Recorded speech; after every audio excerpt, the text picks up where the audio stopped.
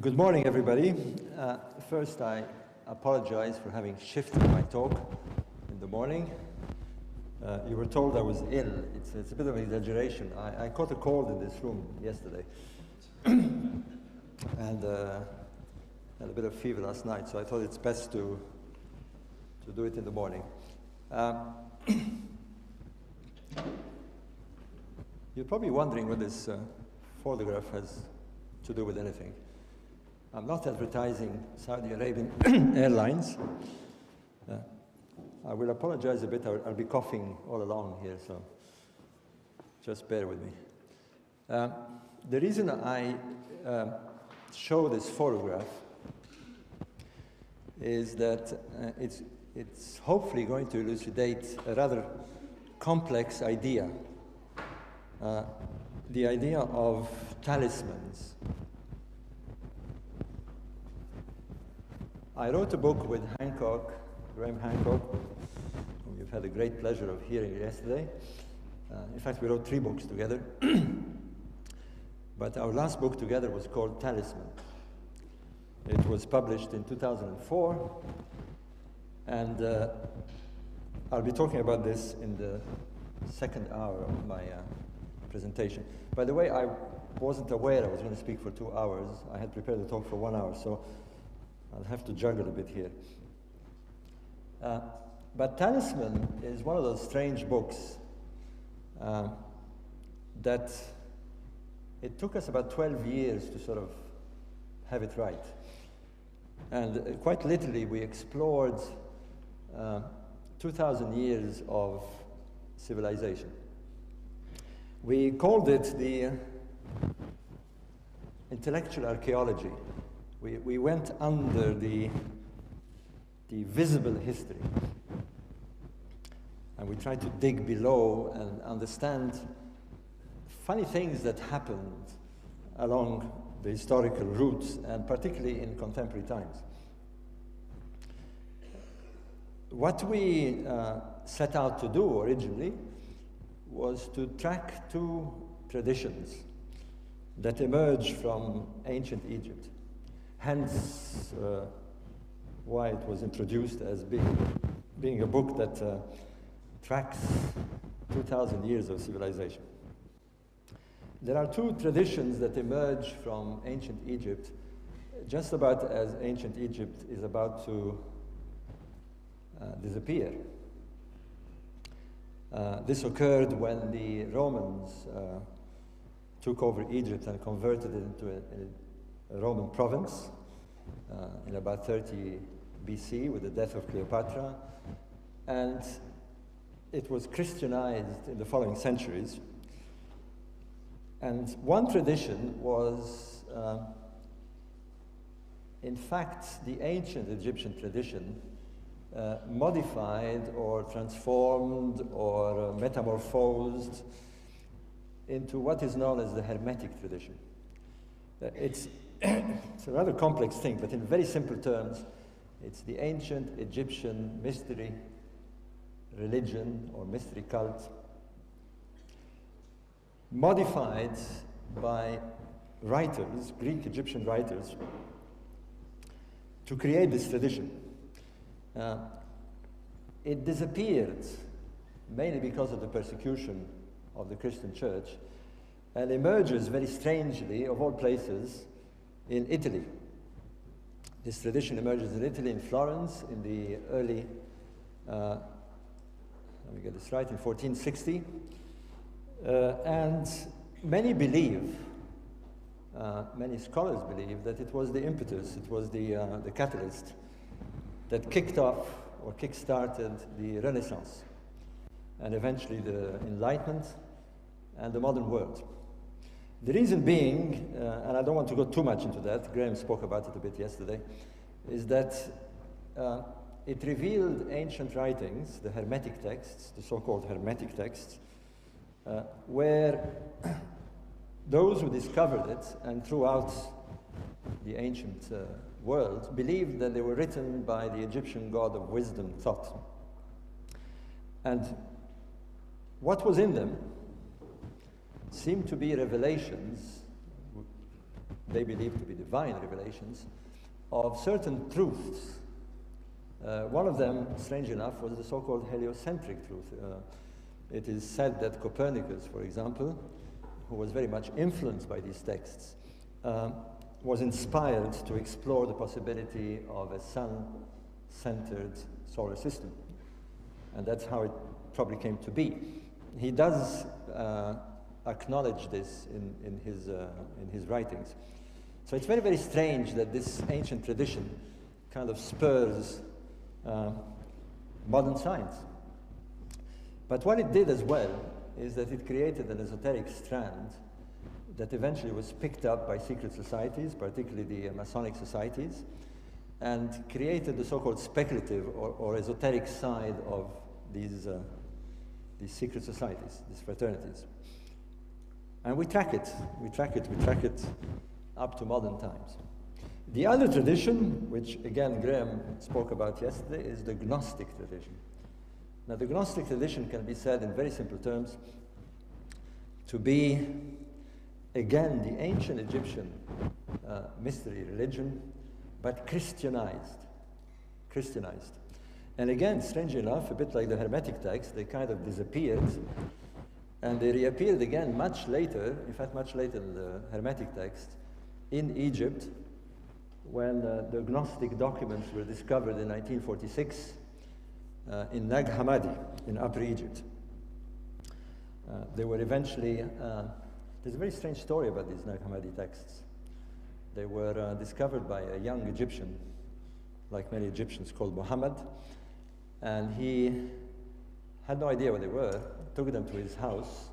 His mother, sadly enough, used quite a lot of it, of these texts. There was a whole jar full of these texts in papyrus and on parchment. And she used them to light the fire of her oven. Luckily, a Coptic priest of the village recognized them as being ancient. He had no idea what they were. And somehow they made their way into the black market and were picked up by the Jung Institute in Switzerland by Professor Giles Kispel. I had the pleasure of meeting Giles Kispel. And he recognized them immediately as being Gospels. There's a famous Gospel of Thomas, and the one that Dan Brown did a big deal about, the Gospel of Mary Magdalena. And it kind of completely changed our perception about Christianity, in that there seemed to have existed not only other Gospels than the canonized Gospels, but older Gospels. And Gospels that contradicted the authority of the Church. Gospels that suggested, very strongly with the Magdalena Gospel, for example, that the legacy or the handing over of the Christian mission by Jesus was not passed to Peter, but to Mary Magdalena, meaning that the authority of the Roman Catholic Church, basing itself on the legacy of Peter, was based on the wrong idea. They were muffled for quite a while, as they did with the Dead Sea Scrolls, but thanks to Dan Brown, as a matter of fact, and authors like Michael Bejan with the Holy Blood and the Holy Grail, they become rather popular, and they may well be, on the long run, but I don't want to sound sort of heretical here, but they may well be the demise of the Roman Catholic Church on the long run, because they kind of shook the apple cart here. So these are the two traditions that we tracked. And again, the Gnostic tradition is picked up at several stages in history and enters these esoteric strands of secret societies. The reason I'm saying this is that I'll be talking about the secret societies in a minute. And hence, talisman. Now, the talk that was advertised for you people was on the recent book that I've published with Graham Hancock called The Master Game. It is fair to say that The Master Game is an update and partial rewrite of Talisman. What we realized after we had published Talisman is that a few years later, we realized that, in fact, we had done a study inadvertently because we had to pass through a route, through a way, while we were following these traditions.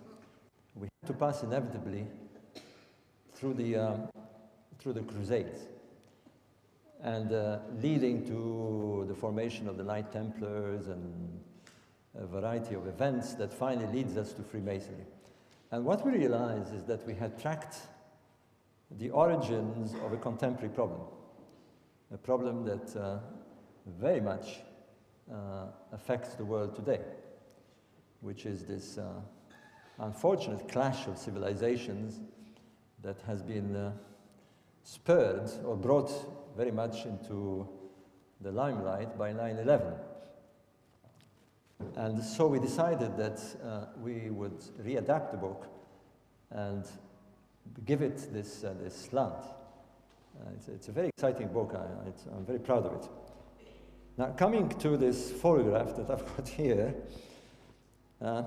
it is in fact the Saudi Arabian airline. Now, let me give you a background to this, because I was very much involved in this event. I worked 5 years in Riyadh. Prior to writing my books, I was a construction engineer in those days. And here is what happened. The time is 1982, and the king of Saudi Arabia at the time, King Khalid, was a rather religious man, as most kings of Saudi Arabia. He in particular was extremely religious. He would religiously do his prayers every day. And he always was followed by, accompanied by bodyguards, of course, but also by what they call mutawas. Mutawas are religious men that stay with the king, and they carry the Quran, and they occasionally recite verses and so forth. Now, I was sitting in my office, minding my own business like everybody else in Riyadh, and my secretary came because I asked him to go and get tickets for me. I was going to fly. I had a journey to do. And he came and said, there's a bit of a problem. The tour operator, the travel agent, said that they're not selling tickets today. They've received orders from the Saudi authorities, and they're not to sell tickets. Now, this was particularly worrying. We thought there was probably a coup d'etat or something going on. Rumors started circulating in town, what had happened. And then we heard that they were closing the airports. No flights were allowed to take off. And we thought this is a serious problem. The problem, in fact, was something rather strange. The king of Saudi Arabia was about to board the royal flight. And that's how it looked like. And the mutawa, the priest that was with him, suddenly froze and said, you cannot go on this flight. And everybody froze and said, what's wrong? They thought maybe a bomb or something. And he said, the reason you can't go because it is displaying the Christian cross. Now, you may or may not know this, but until now, as a matter of fact, it is forbidden to display religious icons in Saudi Arabia, particularly Christian or Jewish symbols. You cannot have a cross, or even wear a cross, by the way. They would ask you to take it off at entry. They go as far as having asked Swiss Air to change its emblem, especially for Saudi Arabia, as you can imagine. Now, where was this cross? Everybody was baffled. You might see it, actually. I wonder if you can pick it up. Because the Saudi Arabian airline had existed for 40 years, and nobody had seen this cross. Nobody had there's no cross, as a matter of fact. Do you spot it? Okay. I'm getting a bit closer here. Well, what he saw was what we call an image in ground phenomena. You know this business about putting two champagne glasses together and you get this strange face in the middle? Rather than looking at the champagne glasses, you look at the middle and you see something else. You see something in the background. And what he saw, let me see if I can enlarge this. Well, you can see, spot it perhaps. Look between the S and the A. Do you see it now? Right. Once you see it, it sort of shines out, doesn't it? It's rather odd, isn't it? Let's see if I can. Unfortunately, I don't want to mess around here, but there was a cross. Now the trouble is, once he saw it, like you guys, everybody saw it. And the whole country was flooded with this cross. Tickets, travel agents, napkins, you name it. What they were trying to prevent from having a Christian symbol in Saudi Arabia, now Saudi Arabia was flooded with this cross. The big question, of course, which we've never resolved, is whether it was done deliberate or not. The funny thing is it didn't matter. It didn't matter at all whether it was done deliberately or not. There it was. There it was. And there it could not stay. There it could not stay. Because literally what happened is everybody was, you know, every time you looked at it, people tried to explain to you what the cross was. People, you know, had a ticket and say, did you know there was a cross on this? It was the talk of the town. Everybody was talking about the Christian cross in Saudi Arabia. What had happened, and the mullah knew this, the mutawa knew this, is that a talisman was created. In this case, inadvertently perhaps. Suddenly, there was an image, a symbol, that had tremendous effect throughout Saudi Arabia and probably eventually throughout the Arab world. It would be discussed, newspapers would have photographs of it, and you name it. And so, the king of Saudi Arabia said, stop everything. Stop flight, stop everything. I want this cross off. And they did. They actually did it. And there, by changing the A, look at the A, they changed it, and that's how now the Saudi Arabia looks like. They've removed one arm of the cross. Doesn't exist anymore. They've killed the talisman. Now, it's a very, very good example because it's a real live example of how a talisman works. And we're quite unaware of this, most of us, but we're subjected to these kind of talismans all the time. We've created our own. I mean, many of us do have talismans. And one of the obvious ones is a wedding ring or a pendant you might wear. That. Now, here is how they work.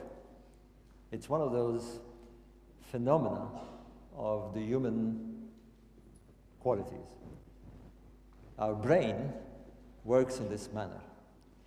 Now, if you had no idea what a Christian cross meant, then really it would have no effect on you. So you must be aware of what it means. Now, the good example is this ring, wedding ring. Now, a ring is a ring, but to the person who is wearing that particular ring, clearly it has a meaning. It has the whole story of the romance and the events and the wedding and everything that is related to this marriage. And people feel very uncomfortable if they lose a talisman. Sometimes I do a kind of little demonstration on stage where I say, well, if anybody has a ring, a wedding ring, I don't know if anybody wears these things anymore. Who has a wedding ring? Oh, it's a minority these days. uh, well, I usually say, well, give it to me and I'll give you another one. And of course they don't like it. Because it isn't, I'll give you a more expensive one. So it's not really the ring itself. It is what it means. And incidentally, since you heard the talk about ancient Egypt, Egyptians were kind of masters of this talismanic, we call it talismanic magic. It's a form of magic. It affects people so much that it is like magic. Egyptians were very, very prominent and very knowledgeable about this talismanic magic. And what you're looking at sometimes in monuments like the pyramids and temples and the hieroglyphs are talismans.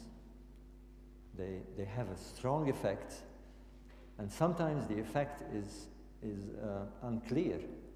Many of us, in fact, it reminds me of what I was told once by Sir Ivan Edwards, the late Sir Ivan Edwards. He was the most advanced, most eminent Egyptologist of our times. He's the man who organized the Tutankhamun exhibition here in 1972. He was the world expert on pyramids. Famous book, the Pyramids of Egypt, which is still sold after 40 years. He told me once, amusingly, he said, you know, Robert,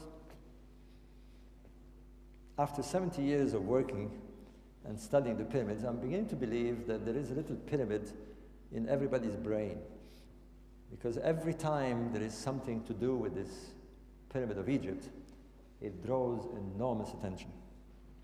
I can vouch for this because I was very much involved with the events of the famous little doors they found in the pyramids in 1993. You may recall the little robot that climbed up the pyramid and found the door. In those days, we were in the middle of the Gulf War, but it hit the front page. A little door inside the Great Pyramid. That's it. It was the news of the week. Every single newspaper went berserk over it. It's one of those things. It's probably the world's most prominent, most powerful talisman. I was involved again with another story to do with the Great Pyramid, is when they were going to put a capstone on top of it in 1999. They were going to bring a helicopter to lower a golden capstone on the night of the millennium. Do you remember this strange event? It didn't take place. I'm embarrassed to say that I'm the one who prevented it. I wrote a book called Secret Chamber, and the Egyptian press made a big deal about it and eventually canceled it because I pointed out correctly that they were creating a talisman. They were going to do something like this in a much bigger scale because everybody, every single newspaper, every magazine, every television station was there for the event, and they were waiting for this golden capstone to come down on the Great Pyramid. But to make things even more complicated and strange is that they had the famous musician Jean-Michel Jarre. Some of you are from the 60s here. Remember Jean-Michel Jarre with Equinox and all this strange music? Well, he was going to do the music for this show, and they were going to project laser images on the Great Pyramid. One of the images was the Eye of Horus.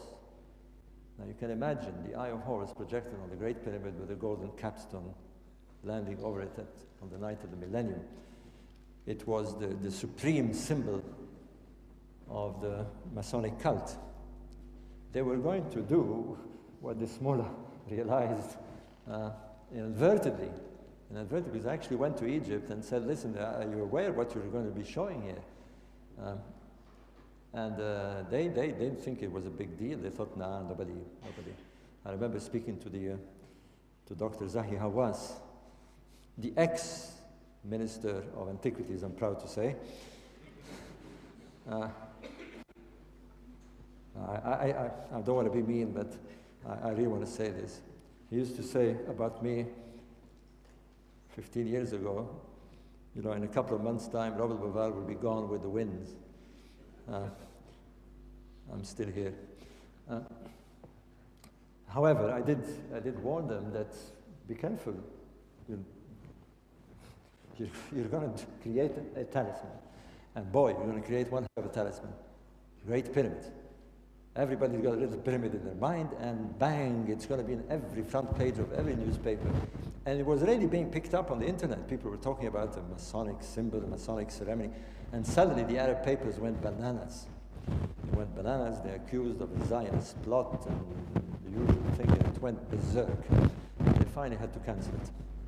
I'm telling you all this because it's very important to understand something rather odd that I will explain in the second hour. You watch out, I tend to speak a lot here. In the second hour, we're going to look at something rather odd, is the so-called Masonic cities. You know, like Washington, D.C., that, again, Dan Brown made a big deal about it, and various other cities, by the way. Talisman, the original book, explores these strange city plans. Now, it's one thing realizing that there are these plans, but it's another to understand what it's all about. You know, what were they trying to do? Well, what they were trying to do, or what they have done, is this. The city becomes a giant talisman. It becomes a giant temple, a giant cathedral, a Masonic cathedral. And if you understand it, you understand the motive. It's very interesting. You know, there are people walking around in Washington, D.C. now, and they you know, I'm inside a temple here. You know, and every time they see one of these monuments, like the obelisk on the Washington Memorial, or various other indications, they are constantly, what's the word? They're constantly jolted. You know, a bit like an advertisement. There's subliminal effect on them all the time. So the idea is to create those cities, and they created them in a very clever way, in a very secretive way, under the very nose. I mean, like Rome. Rome has these kind of talismans all over the place. Rome has 13 Egyptian obelisks. There is one actually in front of the Vatican. And, you know, nobody paid attention until, now that's how talismans work. The strongest of talisman is when nobody pays attention. And suddenly, somebody notices it. And the effect is even more devastating. It's more devastating because suddenly everybody wakes up and they realize, my God, you know, we hadn't seen this. We weren't aware of this.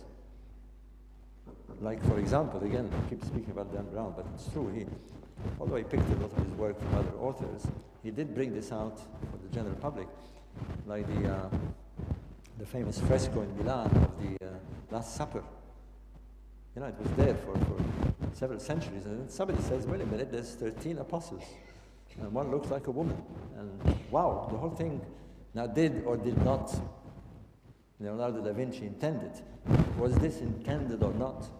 We don't know. It's a bit like the Egyptians putting a golden capstone. Was there somebody behind kind of pushing this? Well, we begin to suspect that perhaps there is somebody behind the artist who is totally unaware of what he's doing, pushing this idea. And it becomes very obvious when we studied again, having realized what happened to Egypt, the revolution and the uprising, and you know, what was behind these events? Did somebody push this millennium celebrations?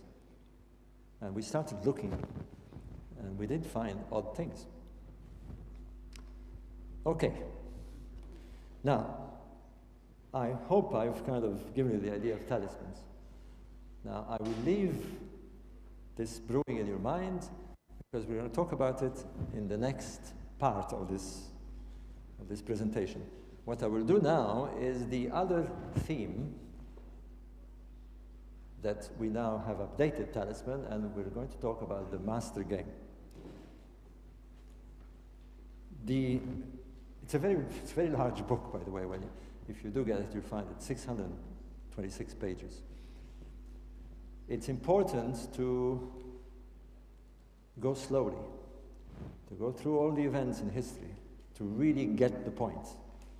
There's many things that are being missed out. And one of them is what we call the master game. Are we we're innocent players in a game? That's the question that is asked in this book. And in order to sort of bring it out, we have to go slowly through history.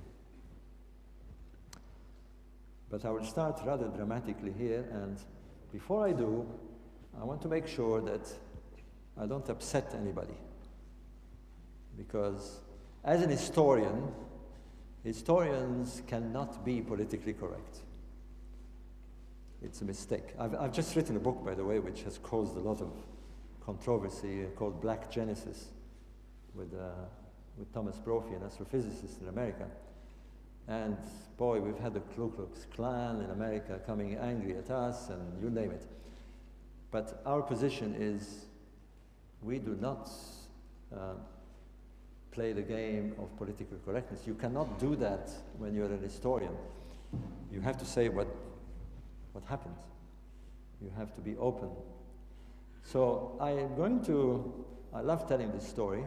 I'll watch my watch a bit because I tend to preamble a lot, but it's a lot of fun, no, this kind of presentation. Yes? No? Yeah, I enjoy it. Okay, let's have a bit more fun about something else, which may seem, again, detached, but it has a lot of relevance. I presume you're all British citizens, most of you here, no? Yes. I find it very odd with British citizens that very often they're unaware of what is in the front cover of their passports. If you look at your passports, you will see that there is, of course, the herald, the coat of arms of the monarchy, which, if I'm not mistaken, is a lion and a unicorn. And then it's encircled with writing. And there are two sentences. Odd enough, they're in French, which surprises most people who see it. Hey, wait a minute, we're English here. How come it's in French? Well, yes, because they did speak French at the court. Until the 17th century, actually, French was spoken at British court. And because, now one of the phrases is Dieu est mon droit. God is my right. This is where your culture stands on. God and my rights. I said is, and it's not true. People think it says God is my right, but it's not. The French is et, not est. Et means God and my rights. That means I believe in my right, and I believe in God. That's it. That's what I stand for. But then there's a funny one that says "On y soit qui mal y pense," which is, okay, I'll tell the story, probably you know it, but I love telling the story because it kind of brings in the issue that I want to cover. It comes from the Order of the Garter. And legend goes that Edward II, when he entered the ballroom at the palace, one of the ladies at the court had her garter that had slipped to her ankles. And so, being the king that he was, he walked towards her and asked her to pull her dress up, and he adjusted the garter back on her thighs. And of course there was a gasp of shock in the congregation, and he turned around and said in French, "On y soit qui mal y pense," which means, I don't give a damn what you think. Or rather, damn who thinks bad of what I've done. And that is what your culture stands on. Freedom of speech. Not only you have the right, Dieu est mon droit, but you have that freedom. Unfortunately, it's going away a bit, because of this political correctness. If I say Black Genesis, which is the title of my book, I say, damn who thinks bad of this. It is those who think it's bad to say black or whatever, they have the problem. The king did not intend anything other than to adjust her garter. You know the problem, this is one of the big human problems. People misinterpret what you say and what you do. Now, I say this because there is a confusion in the modern world about a very, very sensitive subject that we need to clear up. And that's one of the tasks of the Master Game. It is the Palestinian-Israeli conflict. It has been haunting us for the last 60 years. As a matter of fact, it has been haunting us for the last 2,000 years. But in modern times, it has been a real sore problem. It has caused 3 wars in the Middle East, and it's leading us, if we're not careful, into a major conflict. And we need to wake up. We need to wake up because it involves a terrorism. Wake up. So, but there is a confusion. There's a confusion. We have many terms that seem to imply the same thing. The Israelis, the Jews, very sensitive word, the Hebrews, the Zionists. And when you say one of them, people think you're thinking of another. There is a big difference between an Israeli and a Zionist. And that's what I want to clear tonight. So if we do have Jews in the congregations, or Zionists, hope not, but it's very important that we have this clear in our mind. Because, let me tell you, I've lived 35 years in the Middle East, and the rest of my life, which is approximately another 30 years in Europe, mostly in England. I've had one foot in the Middle East and the other in Europe. And I can see both worlds. I can go to the Middle East and become Middle Eastern. I speak fluent Arabic, and I think Arabic. And I can come to Europe and become European. It's given me a great advantage because I see the problem from both sides. And being with Graham Hancock, when we wrote this book, Graham Hancock, who was a journalist, we were the right kind of brew to investigate this very delicate and complicated issue. What has become, and the Western world isn't aware of this, they haven't caught this. There is a strange belief. It may not be as strange as it seems, as we will discover in a minute. There is a belief in a conspiracy that is rampant in the Arab world. Not just with fundamentalists, it is very wide. That there is a Zionist, American, Masonic plot to take over the Arab world. It may seem strange to you seeing it from this side of the fence, but it is very, very deeply ingrained in the Arab mind. The question is, why is this belief there? So I'll go through it.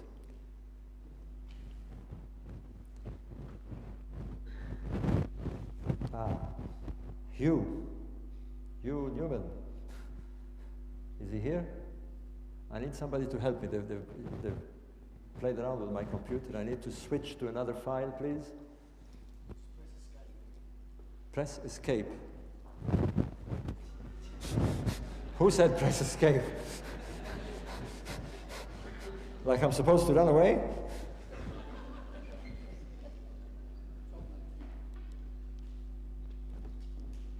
Sorry? Okay, I'm pressing escape. I get this. I'm pressing escape, I get nothing. All right, hold on. Let me get out of this. Oh yes, okay, we're getting somewhere. Leave Saudi Arabia, and we're going to go here. All right. Here we are. Okay. Here we are. Hugh? Okay. The Master Game. It's been published in the States, and hopefully it will be available here. I think it's on Amazon here.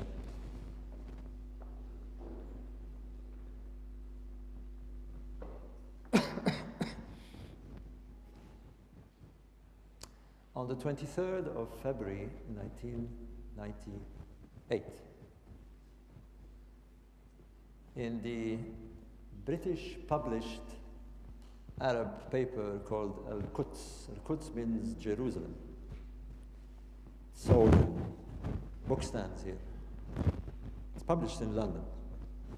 Appeared this announcement. It's from Al-Qaeda. Al-Qaeda. They page, a full-page announcement.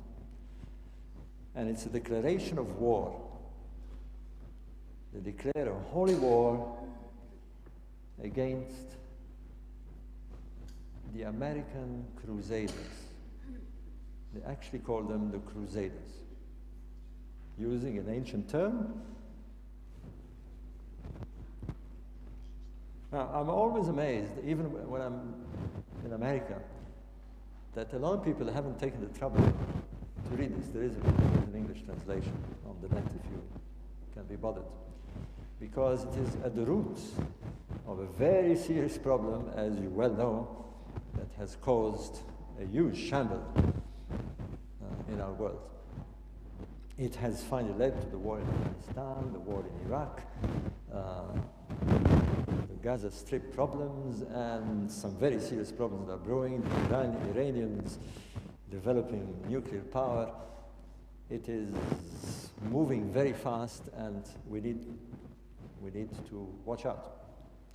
Well, what it says is basically, let me see if I can get the full text. There it is. And in there, it's blah, blah, blah, blah, blah. We, the new jihadists calling ourselves Al-Qaeda, so and so, declare war against the American Crusaders. And they declare their intention. The intention is very clear, it's there. We will liberate the holy sites of Jerusalem. That is Al-Qaeda's mission. It is not to destroy the World Trade Center. It is not to bomb. This is just indirect messages that they're sending. The real objective is to liberate the holy sites. They are imagining themselves to be still part of the 2,000-year battle of who is going to own Jerusalem. They are still in a crusading mode. This is very, very important for us to realize. You're not fighting a modern army here. You're fighting, well, not we. What do you mean we, Tonto?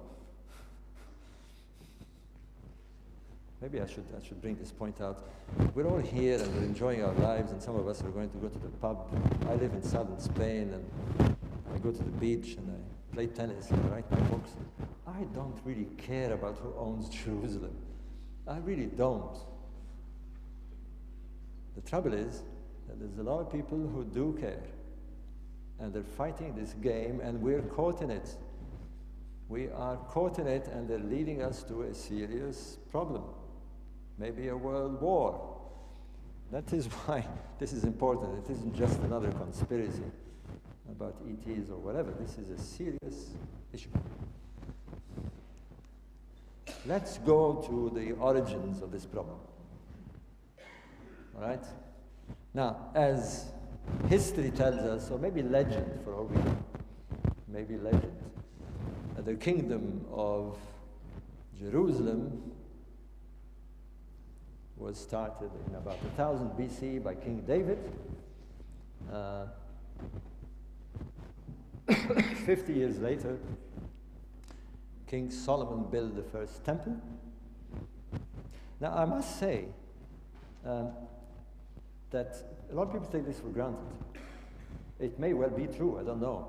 But strange enough, we have very little archaeological evidence of the existence of a kingdom of David.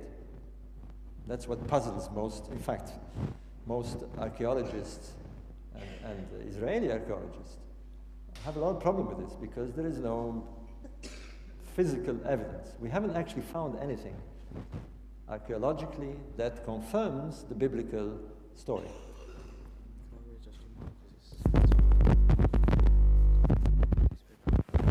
Okay. Is that the TV one? We're getting a whistle here. Hello? Hello? Okay, sorry. Where was I? Yeah, the archaeological evidence. Now, strange enough, I mean, you've heard about Egypt in the previous talk. You can actually see Egyptian kings. If you go to Egypt and you visit the Cairo Museum and you go to the mummy room, you can actually see Ramses II. You can actually see Tutmosis IV. You see them. You have the physical evidence. You can even see the shoes they wore. In fact, you don't have to go to Egypt, go to the British Museum. There is a lot of physical evidence about ancient Egypt. There is none, strange enough, about the kingdom of David. We have to rely on the Bible. But anyway, accepting Bible as kind of history, mystery, mythology, whatever. Now, about half a millennium later, the Temple of Solomon is destroyed by Nebuchadnezzar. You know all the story. Zerubbabel, according to the story, rebuilds the second temple. The Romans come in the 1st century BC, and they capture Jerusalem. They put Herod as king. You know the story of the New Testament. And then the Jews revolt in 70 AD, and the Romans crush them and destroy the temple. It's gone. All that's left is your famous wall there, the Wailing Wall. It's gone. It's never been rebuilt. There is a deep-rooted desire. It's more than a desire, it's an obsession by some, well, it used to be by all the Jewish population, now the most fundamentalists, this desire to rebuild the temple. This deep-rooted desire. What makes it a bit annoying is that this myth of the temple has been incorporated in Masonic rituals. And although it's supposed to be spiritual, I'll talk about it in a minute, one of the ultimate objectives of Masonic initiation is the rebuilding of Solomon's temple. That would be okay. Why not rebuild the temple were it not for another religion claiming rights to this place? This is the Romans carting the treasures of the temple, the menorah, Ark of the Covenant. Where did it go? Well, read Graham Hancock's book, The Sign and the Seal. Probably ended up in Ethiopia. Christians come and build the Church of the Sepulchre. And about the 7th century emerges unexpectedly a new religion far away, based on the Old Testament, Islam. Islam in Arabia is founded by the Prophet Muhammad, and within a very short time they create the Islamic Empire, a huge swathe of the Middle East and Arabia, going all the way to the Yemen, and indeed reaching southern Spain. And southern France becomes the Muslim empire. But before they do that, their desire is to go to Jerusalem. Now, why do they want to do this? They want to do this because it is unfortunate, perhaps seen from that point of view, that in the Quran,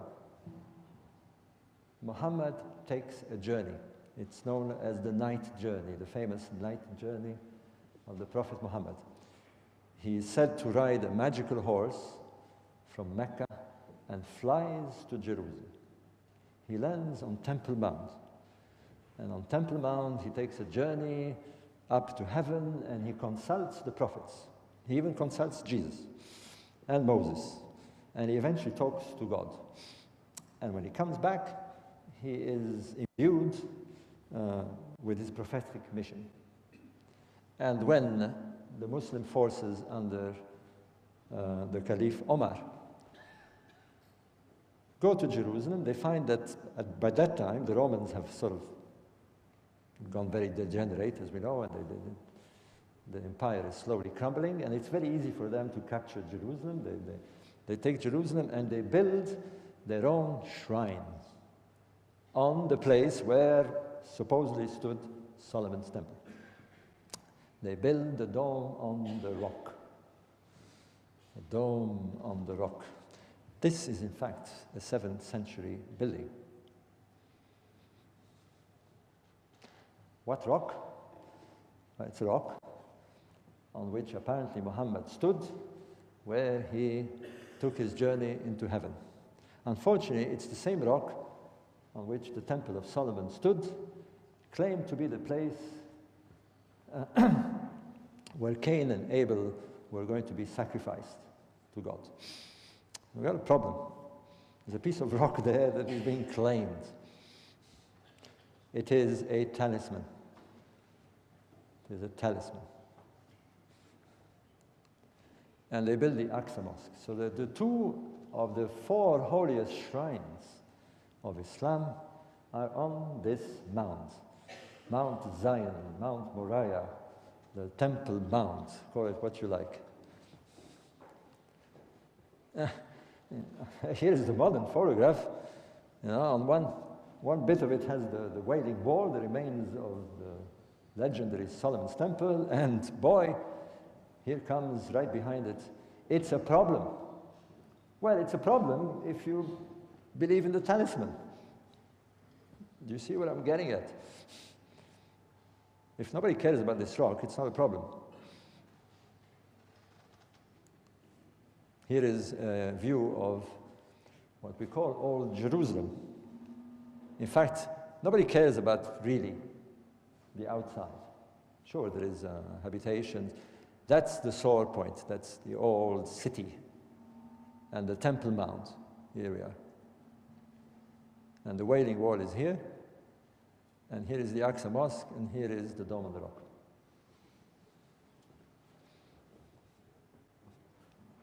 This plot of land, this real estate. From a real estate point of view, it's really worthless. Can't build an hotel there or whatever, it's, from that point of view.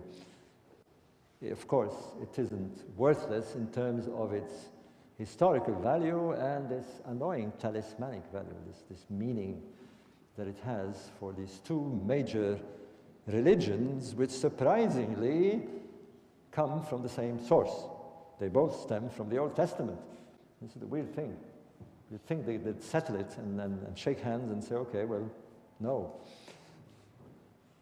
Worse, Christendom, the Christian world got involved in all this battle for quite a long time, the Crusades.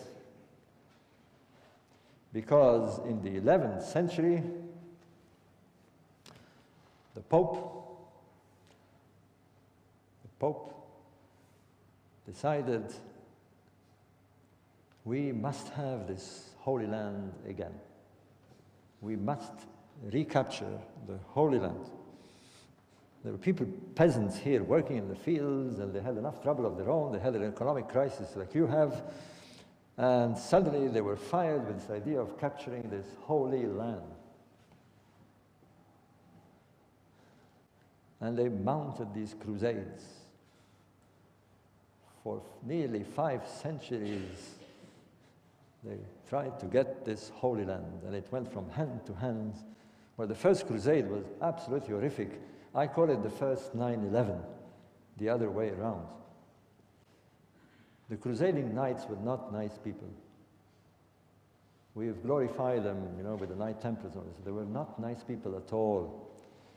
And when they captured Jerusalem from the Muslims, they put the whole town to death by the sword. There is accounts from chronicles that are frightening. The horses had to straddle and paddle in knee-deep blood to reach the Temple Mount.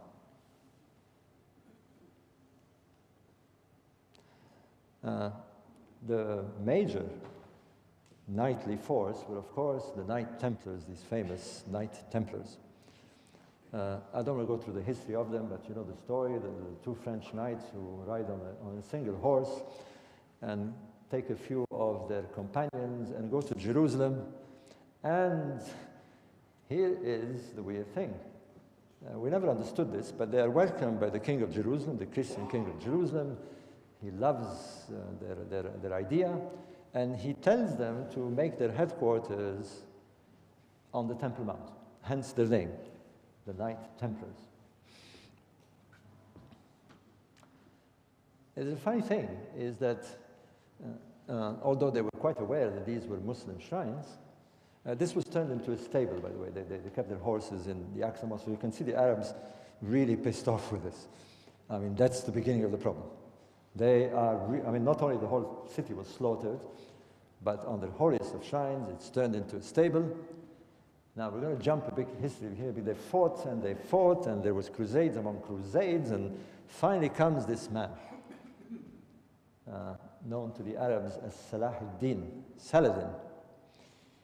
You've seen the film The Kingdom of Heaven, I think. Unlike the Crusaders, by the way, he was rather a chivalrous man. And he had strong principles about behavior in war, luckily for the Christians. Because in 1182, at the famous Battle of Hattin, he conquered and vanquished the Knight Templars, who are now the powerful force in the Holy Land. And this was the beginning of the end of Christendom in the Holy Land. And he takes Jerusalem. Unlike the Christian knights, he allows the Christian population and the Jewish population to leave the city if they wish, or that they accept the rule of Islam, but they maintain the religion. He was extremely chivalrous. He even spared the life of the king and of Jerusalem. You know his famous phrase, it's said in the film, "Only a king can kill a king." Wonderful man, really. I mean, we have a wrong perception about this man in the West. Anyway, here is the rock. Here is actually the rock.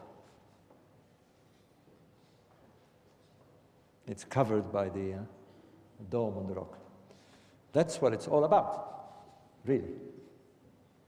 It's your wedding ring without the meaning. It's kind of strange when you think about it. We're fighting over a rock. Anyway. What happened to the Knight Templars? Well, they evacuate the Holy Land, not after a few battles, famous Battle of Acre and so forth, and they set their headquarters in Europe, mainly in France, in Paris, and they have the stronghold in La Rochelle, and they have their headquarters in England, the famous temple in London, with the round church. Again, Dan Brown made this popular. And they become a force of their own. It is said that they started the banking systems. It is said that they were a government within a government. They were an army on the loose. And they became a real problem in France. The story goes that the king of France, they owned castles and properties, but you know the rest. I don't want to go through too much of this. They were persecuted and banned, let me get this right, in 1307. The famous story of, well, you know the story, but there's a strange event here. The date, the 13th of November, was it? The 13th of November, 1307. It happened to be a Friday, hence your 13th Friday. Bad luck. They were burned to the stake, most of them. A majority of them escaped. Where did they go? All sorts of theories. One of the theories, there is a famous leader of the Templars who was burnt at the stake, Guy de Molay, in 1314, and he swears vengeance. You know a lot about the Templars, I'm sure. They sail out of La Rochelle, so the myth goes, with their ships. They manage to escape with their richness, and the big question is, where do they go? There is a theory that they went to Scotland. You know, Michael Bejan's and Richard Lee's and Henry Lincoln's books. More than likely, they probably did, or at least a contingency went there. The reason is that the Scots were very keen to have them. They were about to wage war against England, and they were very happy to have the Templars helping them out. It's possible. Now we jump, a huge jump, because, and it's probably correct, the Templar lore, the Templar beliefs, perhaps the Templars themselves, converted into speculative Freemasonry. Much of the Templar ideologies, we've had a terrible, terrible, terrible thing happening, what was it, last month? With this madman in Denmark who saw himself as a Templar and went to shoot people on rampage. I mean, he was actually a Masonic Knight Templar. I mean, and very proud of it as well. Well, we jump here because we're now moving very quickly into the formation of, I don't want to go to the history of Freemasonry, but the establishment of Freemasonry in the United States. And here you're seeing the actual first movement starting with Benjamin Franklin, one of the founding fathers of the United States, perhaps the founding father, with his Masonic gear here. Here he is with his famous electrical, with the kite, you know his story. Here is George Washington, taking his Masonic oaths. Let's call a duck here.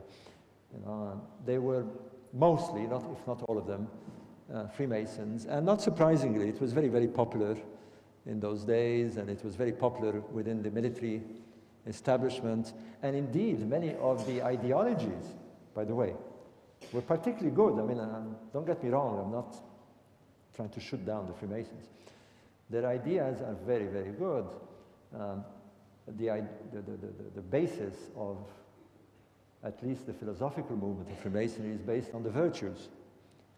You know, they believe in initiating men, not women for some reason, into the virtues, meaning the high virtues, you know, courage and loyalty and patriotism and faith and so forth. That's good. It's very good. And they indeed have a constitution that served as the basis of the American Constitution. A lot of good ideas, fraternity and brotherhood and so forth. Here's George Washington putting the stone of the Capitol. In fact, most of the major buildings to this day, by the way, are ceremoniously inaugurated in Masonic law, in Masonic rituals. Certainly the Capitol and the White House. This is the Capitol stone. And here is the White House. Okay. Now, this is part 1A. We've reached modern America and the White House. Now, there is something very odd about this cornerstone ceremonies, is that they take place on very specific days. And you remember the 13th of Friday, the 13th of November, I think it was. Let me get this right. The capital was ceremonially placed, the cornerstone, on the 13th of November. You might correct me, I'm not sure if it's November. They chose the Templar date very clearly because it had meaning. The White House, this famous 4th of July, by the way, signing of the Constitution, of the Declaration of Independence, sorry, the 4th of July. We all know this date, the 4th of July. Well, amazingly, it was the Battle of Hattin, the 4th of July, when the Templars were defeated. It is an historical Templar date. We're getting Templar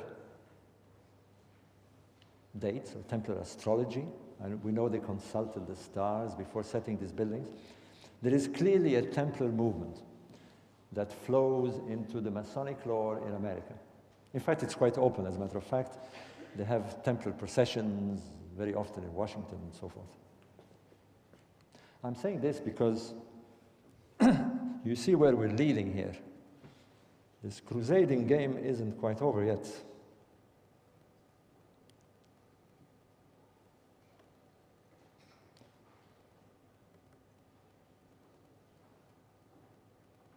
Okay.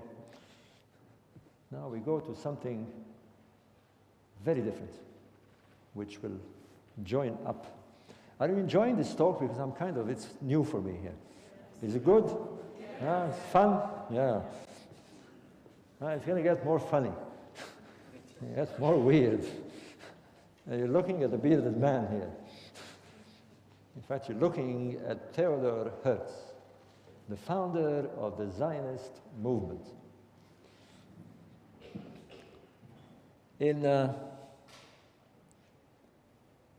Maybe I should put the full picture. Hold on.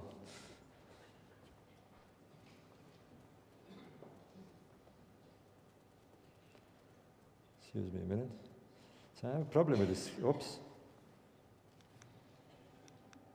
Uh-oh. What happened here? Right. Now, let me give you a background because, again, it's one of these stories that somehow was lost in the grapevine. Theodor Herz was a Austrian, German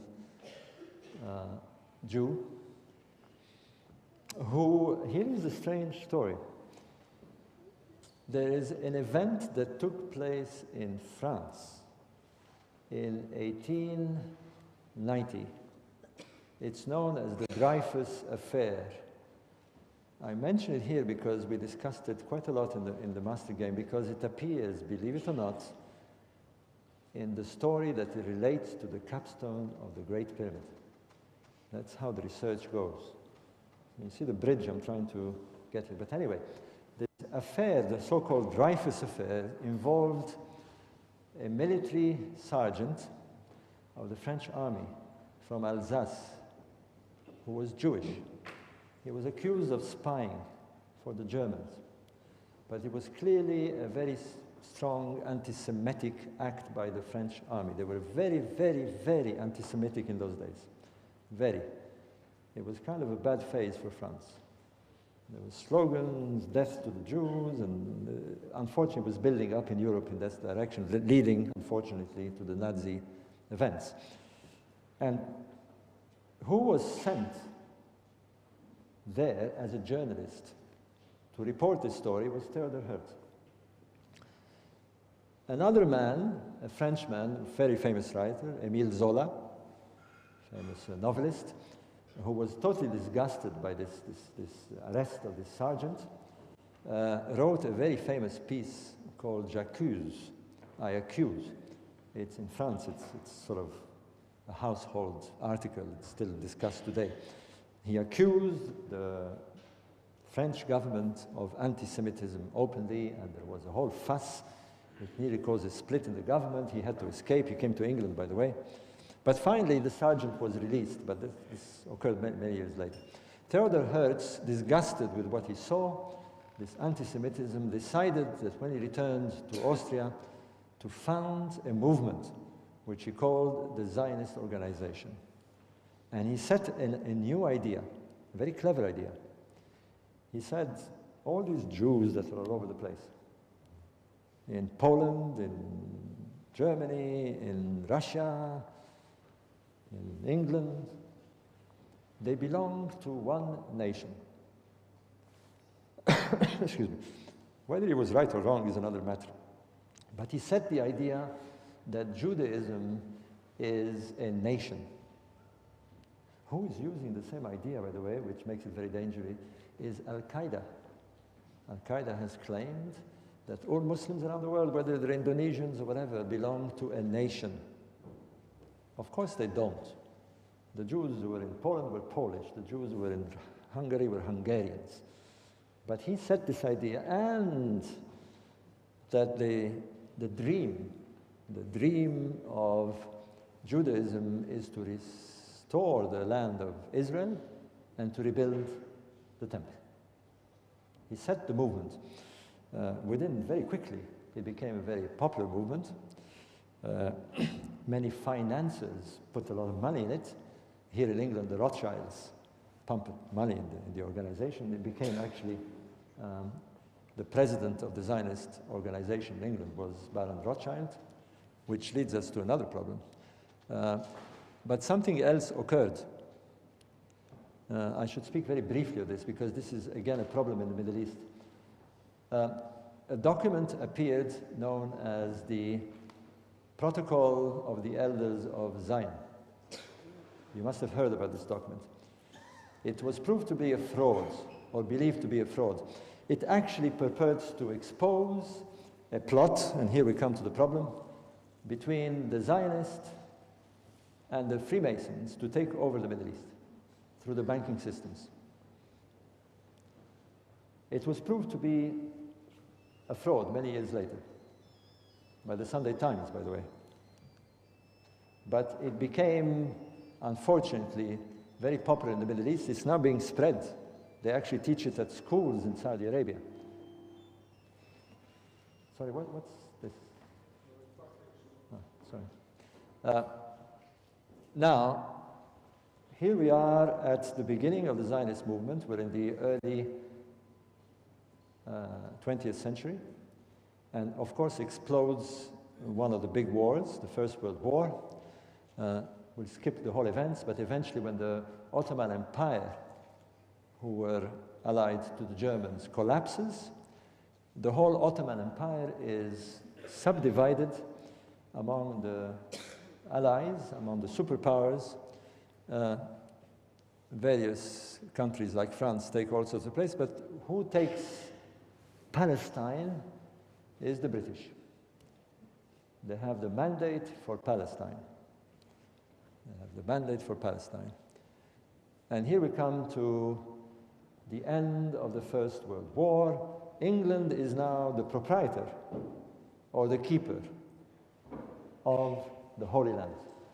The Holy Land has finally fallen in British hands, not the Crusaders. But that's a problem, because now both the claimers of this Holy Land, the Muslims, who are there, by the way, there's Palestinian people, and the Jews want to get rid of the British. Here is Baron de Rothschild, Baron Rothschild, head of the Zionist movement in England at the time.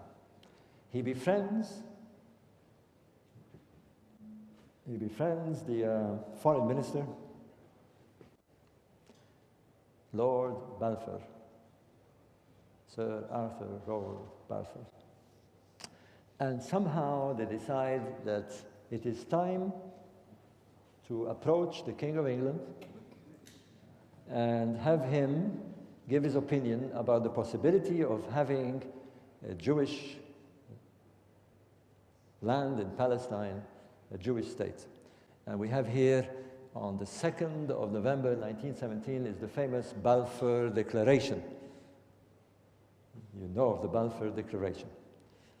It is a very simple letter It's worth reading, actually, because it's amazing.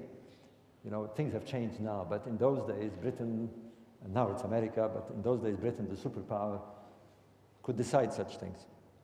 They used to give each other countries. They actually met, believe it or not, in Brussels, long before that, where they divided Africa. They all sat down and said, we'll give the Italians this part, and the Belgians will have the Congo, and so forth, and they happily split the world and gave it to themselves. Well, this is the case where, dear Lord Rothschild, this is very important, because it is the key to understand this annoying problem. I have pleasure in conveying to you, on behalf of His Majesty's government, the following declaration of sympathy with Jewish Zionist aspirations. The word Zionist is very important, which has been submitted to and approved by the Cabinet. His Majesty's government views with favor the establishment in Palestine of a national home for the Jewish people, and will use their best endeavor to facilitate the achievement of this objective. It being clearly understood that nothing shall be done which may prejudice the civil and religious rights of existing non-Jewish communities in Palestine, or the rights and political status enjoyed by Jews in any other country. I should be grateful if you bring this declaration to the knowledge of the Zionist Federation. Now, what do you notice or not notice in this letter? The word Arab isn't there. It's as if they don't exist. They call them the non-Jewish communities. It's kind of crazy, really.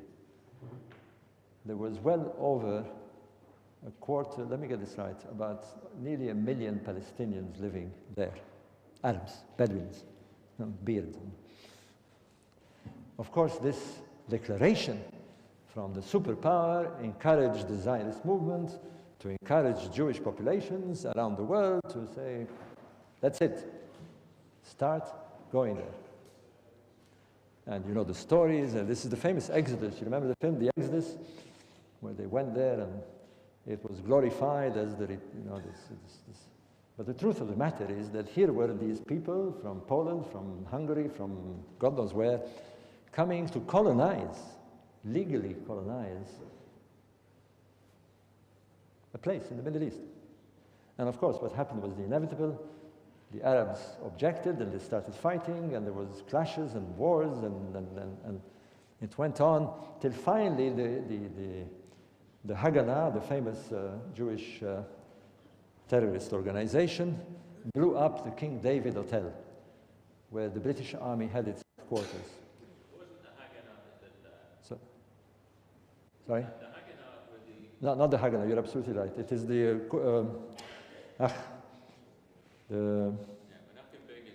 Yes, the Umran, or whatever they call themselves. You're right, sorry, I'm rectified. The Haganah were the good guys. And they blew up the King David Hotel, and this finally, the British said, listen, we're fed up with this. We don't want this place. Let them fight it over. And they took the opportunity, we're talking about the post-war of the Second World War, they took the opportunity of saying, listen, we're going to hand over this to the United Nations, the newly formed United Nations. It's not more our problem. It is a United Nations problem. And they declared that on the 14th of May, 1948, they would abandon their mandate. Remember that date. Remember that date, because if I have enough time, I hope, my God, I won't have enough time. Anyway, what happens, of course, is that the Jewish organization, the Zionist organization, to be more precise, decides to, this is the moment, to announce that their intention to declare an independent state of Israel. And they were going to do that on the very day that the British were leaving, on the 14th of May, 1948. Remind me to tell you this little story about the pyramid and the capstone about that date, because it's rather weird. I'll do this at the very end. Anyway, this is what happens. Ben Gurion, the appointed head of the Zionist movement in Israel, makes... here is Weizmann, by the way, the head of the Zionist movement, who is now in Washington. The Zionist movement has moved from England to Washington. And here is the man that is going to cause a problem. President Harry Truman. The three characters, it's very important to realize here. One in Israel, Zionist, the head of the Zionist movement with all his supporters in Washington, and President Truman, who unfortunately happened to be a 33rd degree Scottish Rite Freemason. Now, whether this has any relevance to the decision he's about to make, a rather odd decision, I don't know. I suspect it does. But that is why we're coming to this Masonic American Zionist plot belief.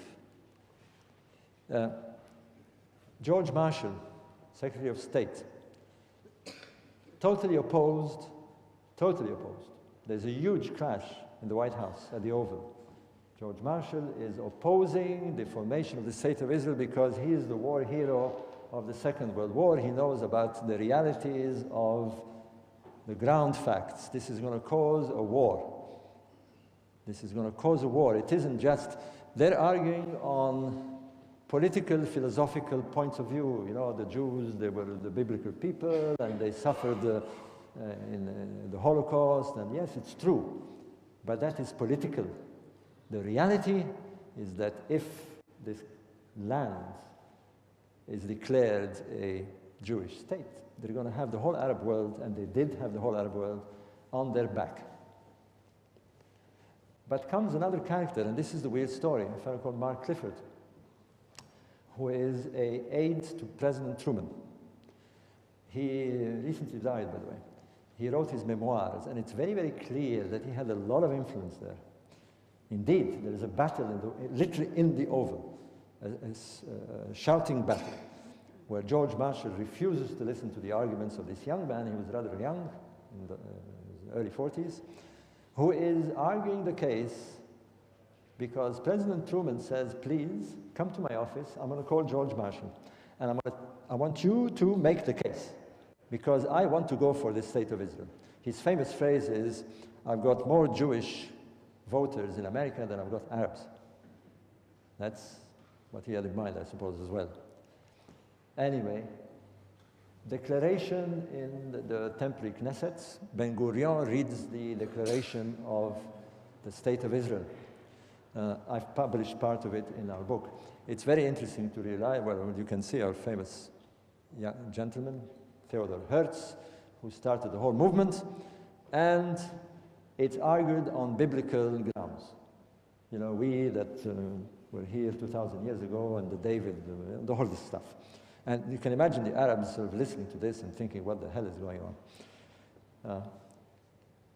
11 minutes afterwards, contrary to the position of the Secretary of State, not presented to Congress, President Truman is presented with a draft which he signs.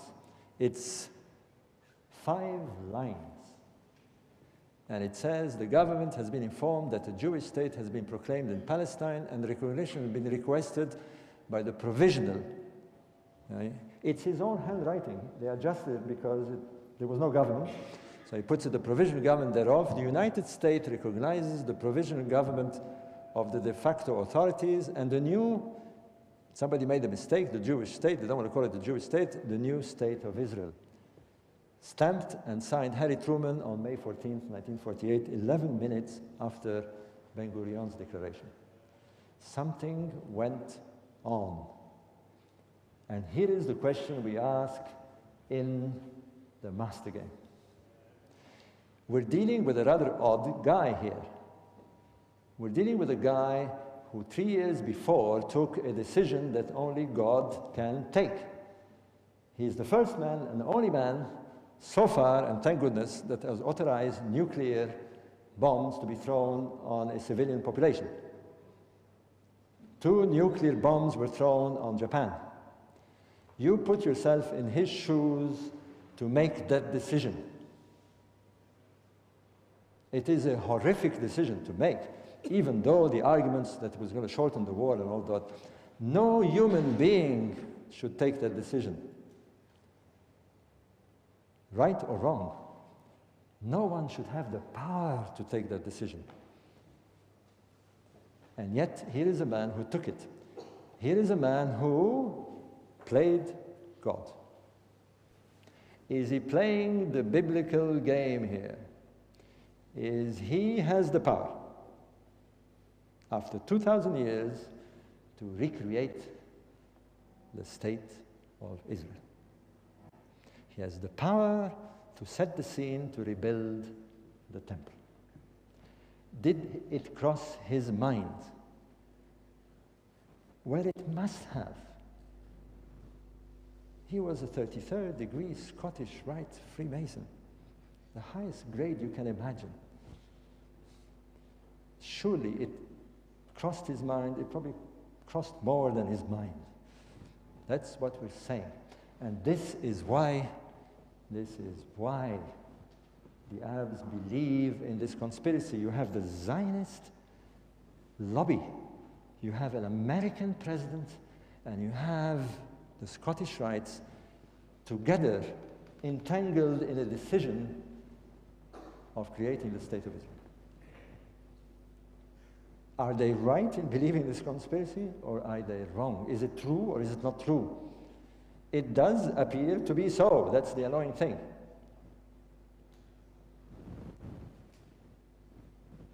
The 67 war. Well, the Arabs, 5 states, declare war against Israel. They form a coalition: Egypt, Jordan, Syria, and Iraq. And they attack Israel. They're badly armed. The Americans pour armaments in 1948, and Israel manages to keep them out and survives. And finally, the 67 war. 67 war changes everything because, foolishly, the Egyptians are prompt to attack Israel. And in 6 days, you remember the 6 days war, this famous 1967 war, the Egyptian army is totally obliterated, and Moshe Dayan walks into Jerusalem. And Jerusalem becomes again in the hands of these original, true or not, mythical owners. The Jewish people. And we've had a problem ever since. We're now 2011. This is a very relevant discussion, let me tell you, because in 2 weeks' time, the Palestinians are going to the United Nations and are going to do exactly what Ben-Gurion and the Zionist movement did 60 years before. They're going to declare an independent state of Israel. They're going to put it to the United Nations. And are you ready for this? The Americans have already let it known they're going to veto it. What do you expect the Arabs to believe? This is the problem. Meanwhile, we have a serious, let me go through a little bit more here, because this led us to all sorts of complications. Are you still enjoying this, guys? Because I see you very quiet down there. Give me a bit of encouragement, come on. Sort of yays and claps and things. Thank you, yeah. That was good.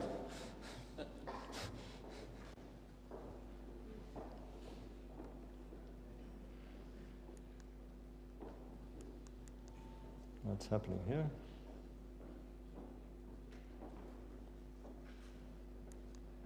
Okay. Finally, thing comes to our last 15 years, this big mess that occurred. You know the history, I'm not going to go through it. The first Gulf War, and the Americans go and liberate Iraq. One of the funny things about this war, a lot of people didn't quite understand what was in the mind of Saddam Hussein. Saddam Hussein was born in Tikrit. You remember when they found him in the hole in Tikrit, when they finally captured him? Tikrit was the birthplace of Salah ad-Din. He saw himself as a modern Saladin. The game is still being played, that's what I'm trying to tell you. This weird game that started fighting over this rock. Anyway, here we go, and the Gulf War, and they go and bomb and all this stuff. And comes this gentleman. Comes this guy, and you've seen his declaration of war. He takes it to extremes. He takes it to extremes and actually makes it official. We formed an organization called Al-Qaeda, the leaders. Al-Qaeda means the leader. And we are going to declare war against these crusaders who are still trying to take and control us. And they genuinely believe that the state of Israel is really little America. It's America's in the Middle East. And they have reasons to believe this. Again, true or not, Israel is funded at the rate of $2.5 billion to keep its army. All the armament, the F-16s, everything you've seen there is used by the Israelis. And the Israelis are armed to the teeth, by the way. They have at least 25 nuclear warheads on alert all the time. Oh, well, I don't want to say too much about this guy. W. To make it even more annoying for the Arabs, he takes his presidential oath on the Masonic Bible of New York, setting fuel to the fire, as we say. And of course, 9/11. And of course, 9/11. Now, why 9/11? Yeah, okay, they're pissed off. Al-Qaeda has declared war against those crusaders. They're pissed off, but why there? Why do they go and bomb Israel?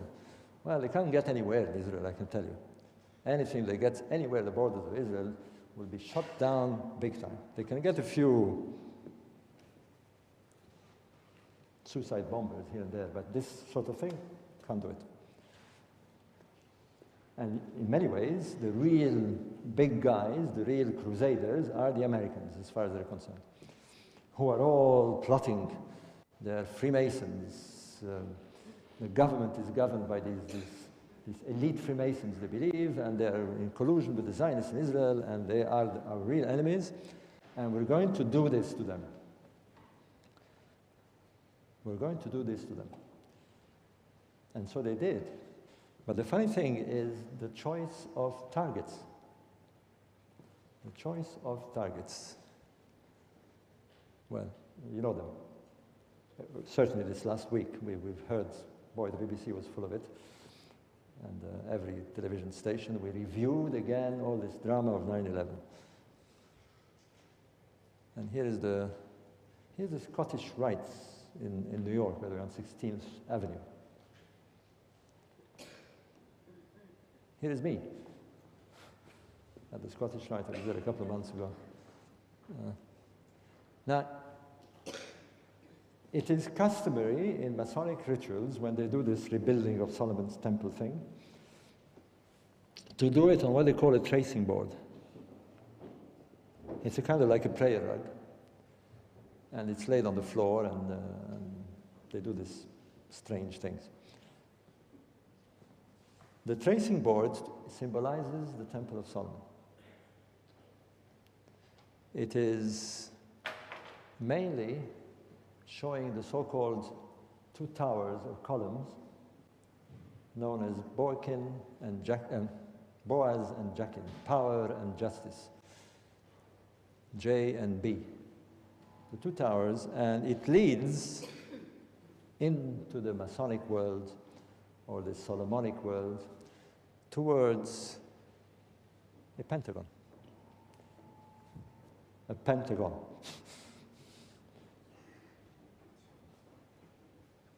If you say to any Mason who is conversant with this kind of symbols, you say two columns or two towers and a pentagon, he will immediately say Solomon's temple.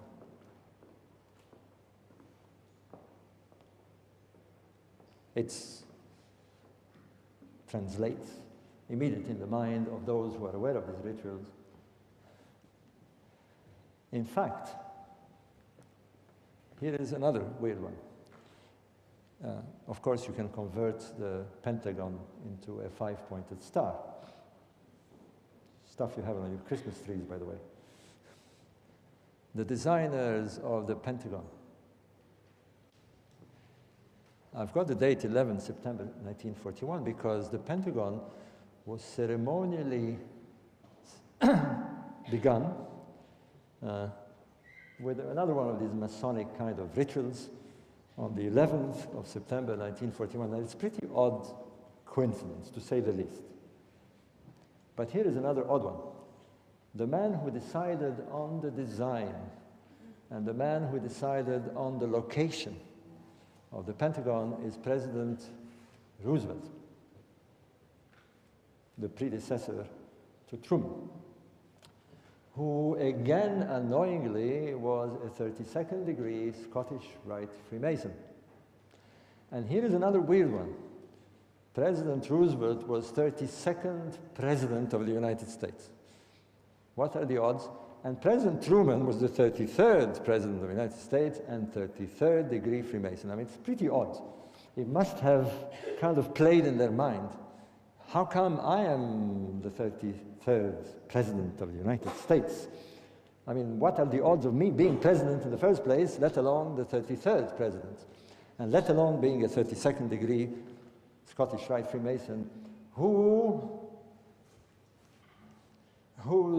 symbol is a pentagon. Better still, it is a pentagonal stronghold that holds the 5 armies of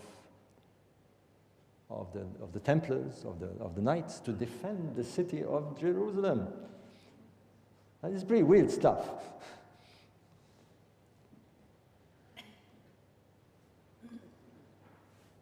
I won't bother you with the rest. You know the rest too well.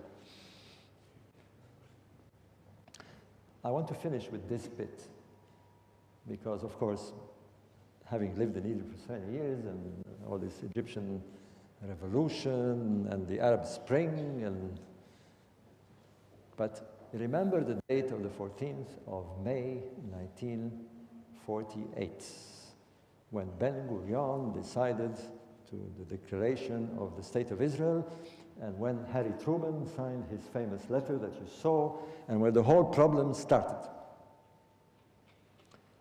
50 years later was the Jubilee, in 1998. Al-Qaeda comes out. But something rather weird happens, of all places, in Paris, that seemingly has nothing to do with this.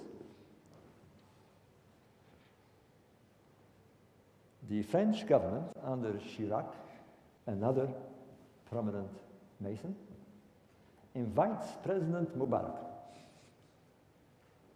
and the foreign minister of Egypt, the culture minister of Egypt, and the ambassador, Egyptian ambassador in Paris. And of all things, they're going to do some sort of ceremony on the 14th of May, 1998. Al-Qaeda is about to make its declaration, and on the 14th of May, 1998, all the Jewish world, particularly in Tel Aviv and Jerusalem, are celebrating the Jubilee. The Jubilee. The whole story starts with Theodor Herz. We went through it. And they celebrate this Jubilee. It's a pretty odd date to choose to do the following. They invited President Mubarak and all these members of the Egyptian government to assist at a strange ceremony that took place at the Place de la Concorde, was to place a golden tip on the obelisk, that stands in the Place de la Concorde. Okay, why not? Pretty odd date, why not? The ambassador the Minister of Culture should have been aware that there's a kind of connection to this date, but never mind. I mean, And they do the ceremony.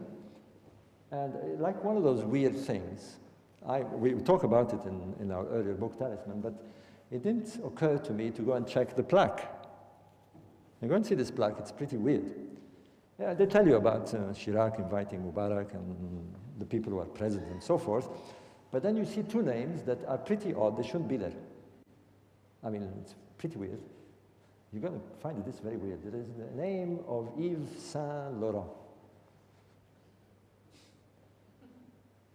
You know who Yves Saint Laurent is, of the famous house of Yves Saint Laurent, the famous fashion designer. What the heck has he got to do with all this?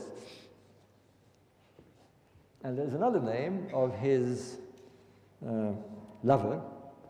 He was gay. Pierre Berger, who is the founder, really, of the house of Yves Saint Laurent. Now, what are these two names doing there? Well, apparently, they were quite happy to donate the gold that they lined the tip of the... sounds pretty innocent. Until Graham and I said, well, let's check a bit this. Because here is their names forever and forever on an ancient Egyptian obelisk, which we know is so pleasant to the Masons all over the world. You know, we have obelisks in London and Paris, and they're all done on Masonic rituals and so forth. This is pretty weird. When you check the name of Pierre Berger, check it. By the way, all I've told you, have fun on the internet, have fun on books. It's all based on source material. I'm not inventing all this. Is the following. Pierre Berger, apart from being a staunch Zionist, has recently been given permission to create a museum in France. Now get ready for this. You remember the Dreyfus affair? The thing that kick-started the Zionist movement, these French sergeants who got arrested, and Theodor Herz who went there, right? It is going to be called the Dreyfus Museum. It is all about the Zionist movement. And it is going to be in the house, he actually bought the house, of Émile Zola, who wrote the famous piece, J'accuse. Now, what are the odds? What are the odds of having the name of this guy who was doing all this on this obelisk on the 14th of May, 1948? It is weird, to say the least. Are we creating another one of these weird little talismans? And it would have gone sort of, somebody is waking up to it, it happens to be me and Hancock, and saying, hey, here is another one of those. Because once you guys become aware of it, you're not going to see this obelisk ever again in the same way. It's nagging, isn't it? Whenever you're going to go to Paris, believe me, whenever you see this obelisk, you're going to remember this story, and it's going to take you all the way to Theodor Herz. I have planted a seed in your mind. I have planted a talisman. Not because I wanted to, but because it's there. God knows how many of these things are about.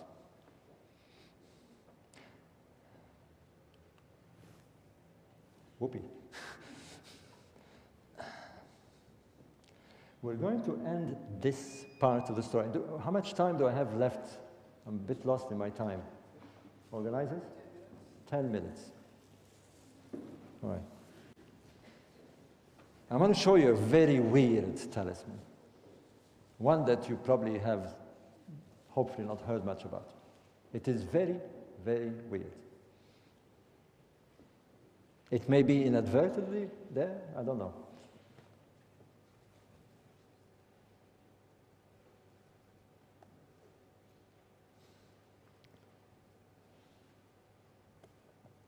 Ten minutes.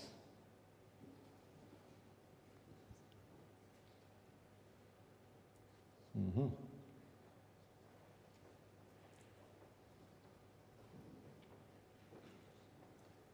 Somehow I've lost it. No.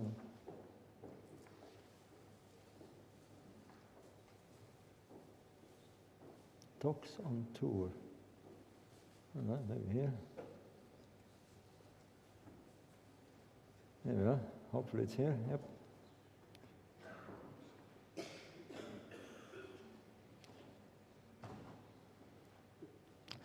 I'm going to show you what could be. Now, we know of Washington, D.C. and all this. I don't want to go into all that. I'm sure you've heard about it. You've read Dan Brown.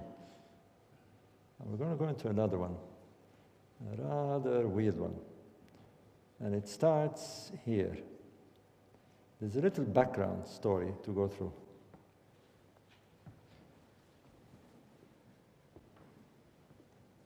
It is a 15th century etching, 15th century. And it shows, it's written in Old French, but basically it says, here is the goddess of the Egyptian Isis, who comes to our shores. She's actually arriving, according to legend, in Paris with her boat, famous boat of Isis, which becomes the boat of Paris. And she's greeted by a congregation of noblemen. Look at what is above her, her little flag.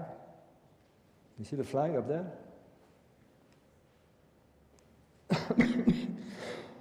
Excuse me. There is a dog on the flag, right? It's supposed to represent, I mean, if you know the mythology, it's very easy. Isis is associated with the star Sirius, the god, the dog star, hence the dog.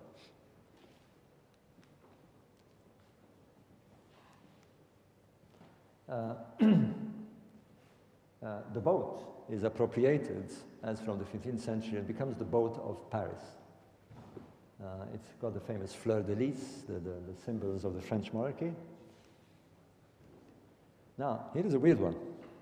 When Napoleon did his expedition in Egypt, when he returns, he asks for a commission to investigate whether it's true or not that Isis came to the shores of France and whether she did come with a boat and so forth.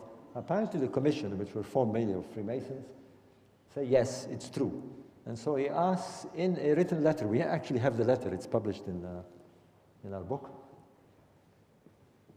to change the coat of arms and to put Isis on the throne, you see her here, and instead of the dog, now she has her star. It's pretty weird. Paris becomes the city of Isis. You still find it today. You find restaurants called the restaurant of Isis. You find boats that go up the Seine called the boat of Isis and so forth. There is a real history behind this. It seems that when, excuse me, I'm glad I told this morning, not this afternoon, it's getting worse. There is a history behind this. When the Romans occupied what was known as Gaul in those days, they formed the city of Lutece. Lutece became Paris, and there is arguments why it was called Paris. Some historians say that there was a tribe called the Parisi, but there is another more likely story, is that the Roman emperor, who actually went to reside in Paris, let me get this right, Marco Aurelius, was a follower of the cult of Isis. And in fact, they built a temple to Isis. It was quite common in Roman times to build temples of Isis. You have them in Oxford, believe it or not. They've actually found temples of Isis all the way here. And in the city of Paris, which was, of course, in those days, literally the island, the Cité, which the French call today, l'île de la Cité, where there is Notre Dame. And it's in the shape of a boat. That's why they kind of like the idea of the Isis boat. And the story goes that the temple was placed outside, and it was therefore known as, because they spoke a dialect of ancient Greek, Parisi. Parisi means near the temple of Isis. It's as simple as that, and hence probably the name of Paris. Now here's another weird one. We come to these strange things that have been going on in Paris for a long time. One of the things that was done, and it's in modern times, by the way, you're looking at an image of the Louvre. famous Louvre, which is very much in Dan Brown's book, by the way. I keep butting into Dan Brown in this. And there's the axis of the Louvre. Do you see it there? Is it clear enough? I'm not sure. Yeah, kind of. And it passes now through, of course, the apex of the famous glass pyramid that has been put there. Glass pyramid of Ming Pei, which has the proportions, the exact proportions of the Great Pyramid, by the way. And here, I'm not seeing it too clearly, is a statue of Louis XIV, and it is the famous historical axis.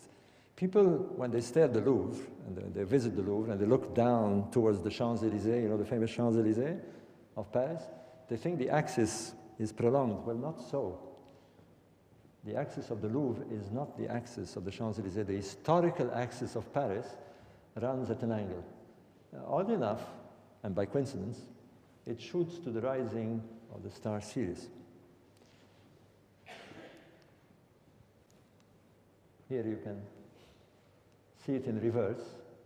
Here's the Louvre. Note its curious architectural shape. You'll see why. It is in the form of we call it the crab. It's like a horseshoe. You see it here? Here is the pyramid, an obvious Egyptian symbol, right? Here is the obelisk that we were talking about. You remember? When they put another obvious Egyptian symbol. Beyond is the Arc of the Triumph of Napoleon, the Arche de Triomphe, which is known as the place of the star, the Place de l'Étoile. It's a pretty odd name because when you extend that axis, it actually leads to the star of the so-called city of Isis. Coincidence upon coincidence, pretty bizarre stuff. And at the end, of course, is the new district of La Défense. I worked there at La Défense, and I don't want to go into too much detail, but many of the buildings have strange Masonic names, but that's another story. When you go on the historical axis and you look down, the obelisk is at my back, and when you look down the Champs-Élysées and you're there on certain dates of the year, the sun will set perfectly into the arch. Now, here is the weird thing. It sets on two dates, one of them being the 15th of, let me get this right, 15th of February, is that right? I'm sorry, I've got so many dates in my head, but I think it's 15th of February. It's supposed to be the transfiguration of Christ. Louis XV, who set the axis, by the way, with his architects who built Versailles and so forth, they set the axis originally. Associated the solar king of France, the King Louis XIV, to his solar destiny. So we can understand it so far. Now here is the weird thing. I'm going to have to jump here because I have a feeling, yeah.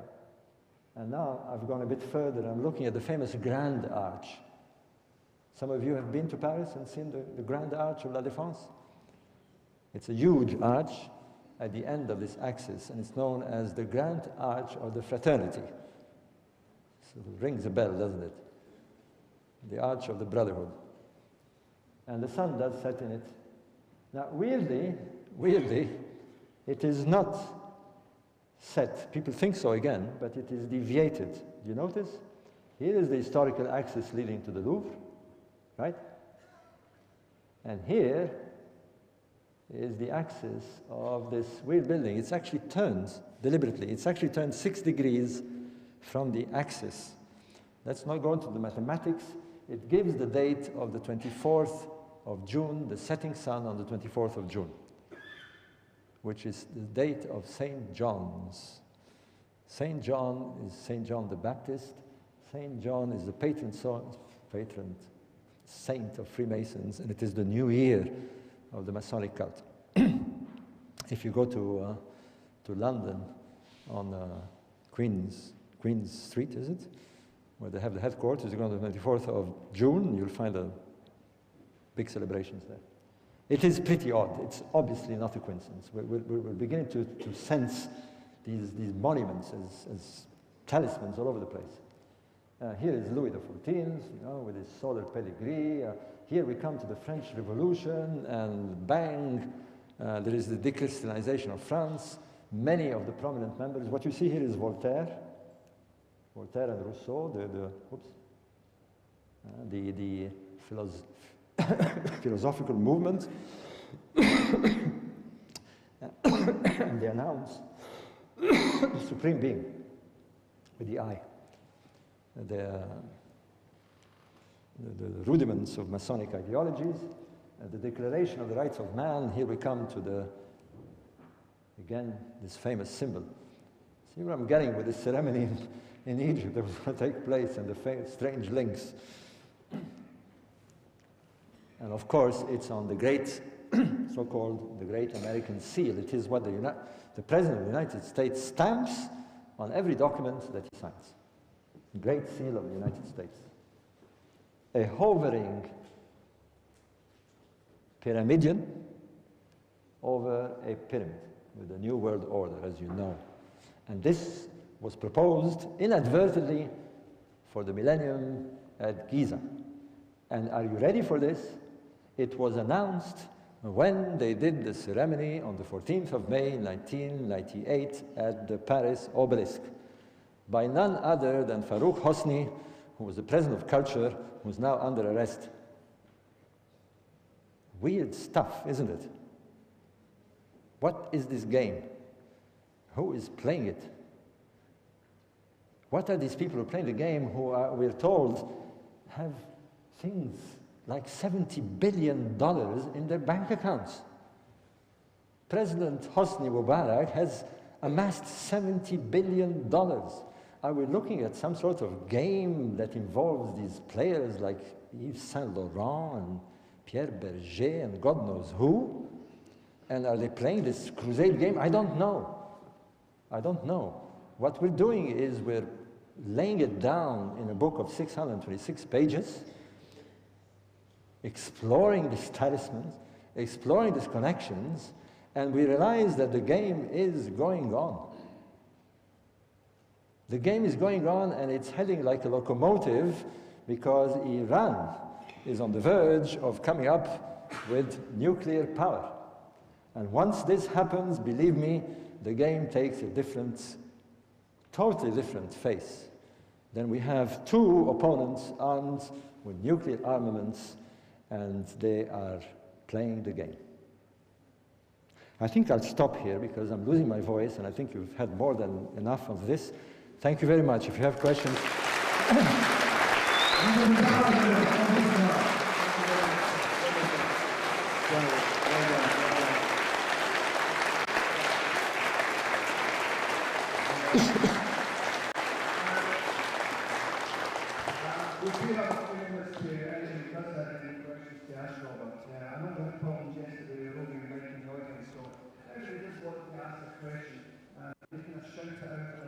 If you don't hear it.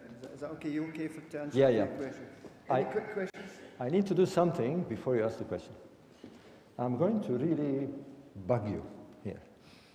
Because you think you've seen the talismans, right? I mean, it's pretty strange things. It's obelisks and arches and... I want to show you why. I'm leading to it now.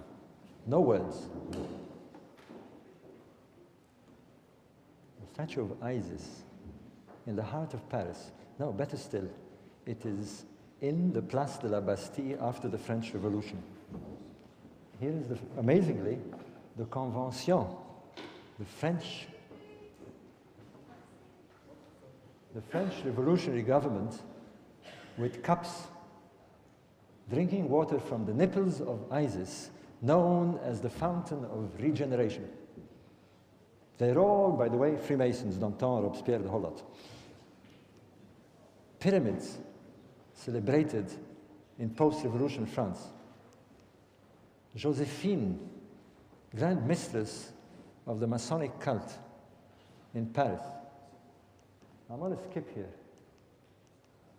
Napoleon in Egypt, presenting to all religions.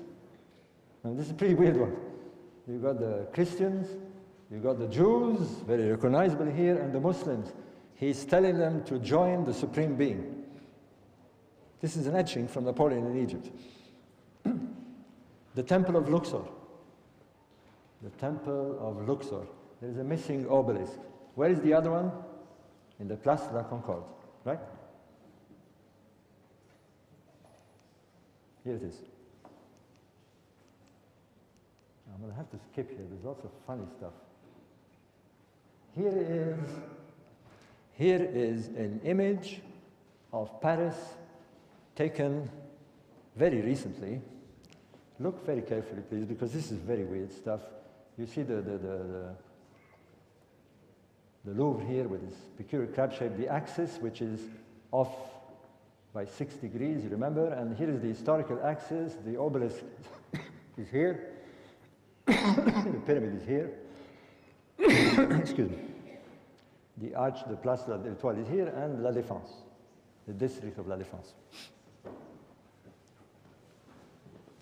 Okay, has anyone questions? No, hold on. Hold on, please. Hold on. Here is another picture of Paris taken by a balloon quite a long time before. Many of the buildings are missing, but here is the Louvre. Here's the Louvre. Here's the slanting axis of the Louvre, and here is the historical axis of leading to an area which becomes La Défense. Please look at this very carefully.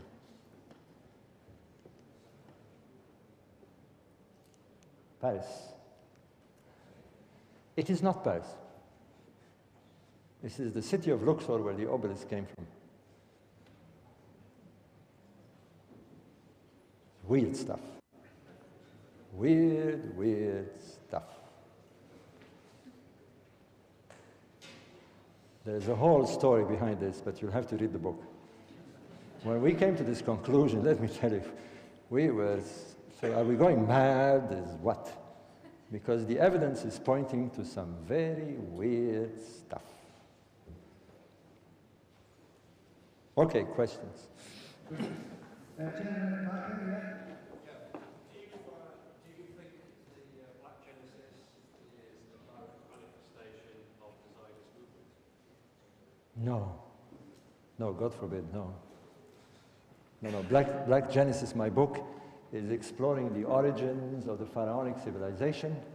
It is a well-researched book. It is based on 30 years of research done in the Egyptian Sahara, which has finally identified a prehistoric black African people living thousands of years before the pharaohs, who now we know have developed all the rudiments of pharaonic civilization, like astronomy, science, mathematics, stone building, domestication of cattle, and eventually came to settle in the Nile. It's a well-accepted thesis, by the way, by many Egyptologists and anthropologists. Nothing to do with all this. It's the beginning of a story, yeah, of course. But you have another question, sir? Yeah, do you think Black Genesis is the next evolutionary process in our humanity? Yeah, I do. But you're going off the subject. But since he's asked the question, why not? I've given a talk at the university. I'm going to America tomorrow, by the way. I'm touring the whole East Coast, giving talks on Black Genesis.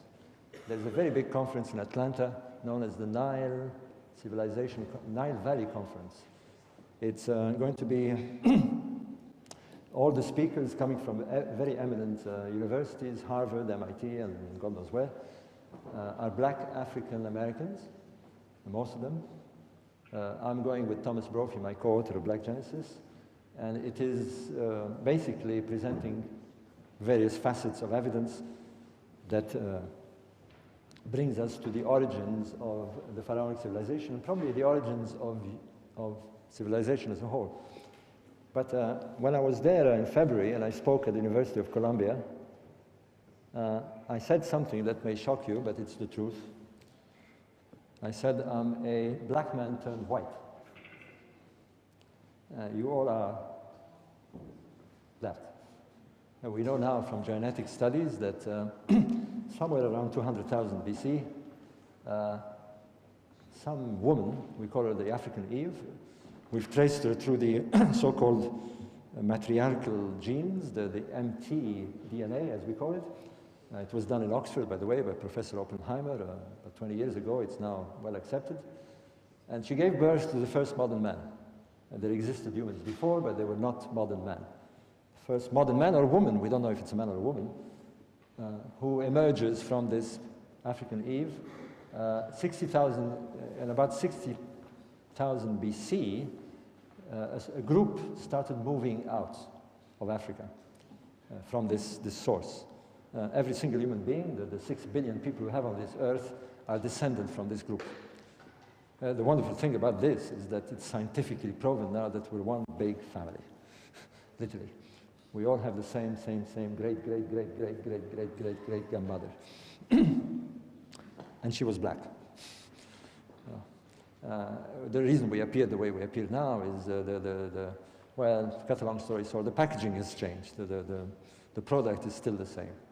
And it's a wonderful awakening now, because we have so much problems around the world with people thinking they're different, with man-made ideas, by the way, with religion and cultures. But the truth of the matter is, from a reality, we're all the same. We live on one planet, we're one big family, and that's the end of it. and there's no such thing as race, by the way. The anthropologists do not use the word race anymore. It's true, they don't. Because they realize that there's no such thing as race.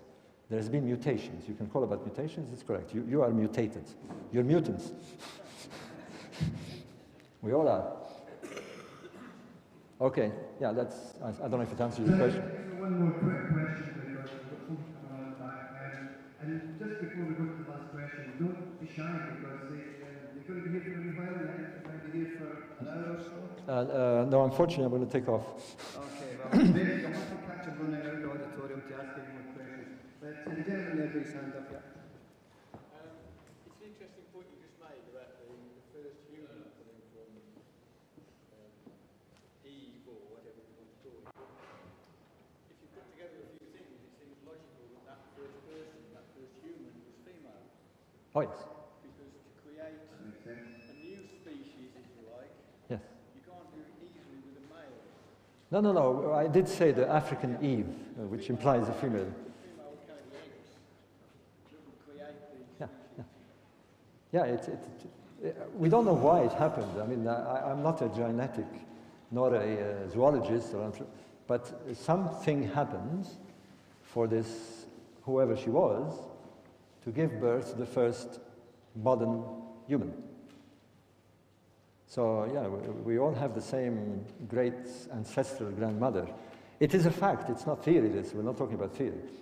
Now, of course, we're 200,000 years. Now, it's quite amazing, we're only 200,000 years after. And look what happens. Which kind of brings me to other subjects that were discussed here. I mean, in 200,000 years, we've gone to the moon. You know, we're on our way to Mars. America, look at America, speaking of mutations. You know, in just 200 years, we have a whole, almost, I was going to say racial, but a whole mutation. You know, there's been mixture of ethnic origins, Africans with Poles, and you name it. But that's the great thing about the human race, is that it is the distribution of genes and the mixture that produces this wonderful thing that we are today.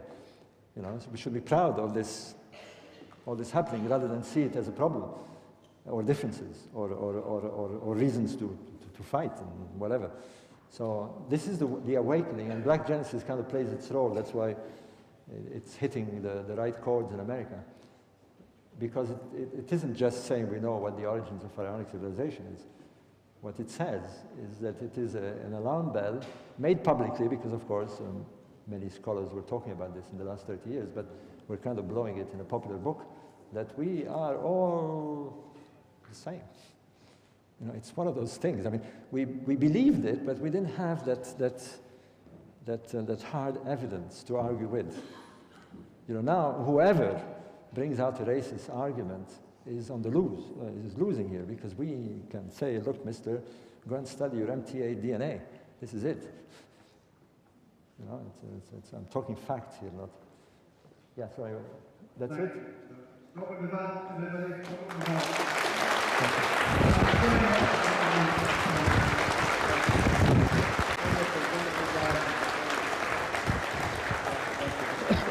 Thank you.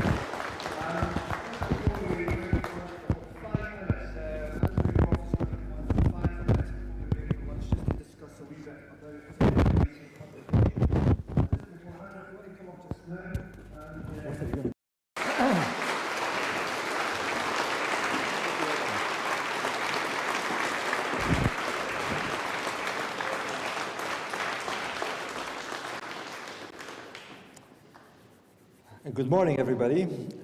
First, I apologize for having shifted my talk in the morning.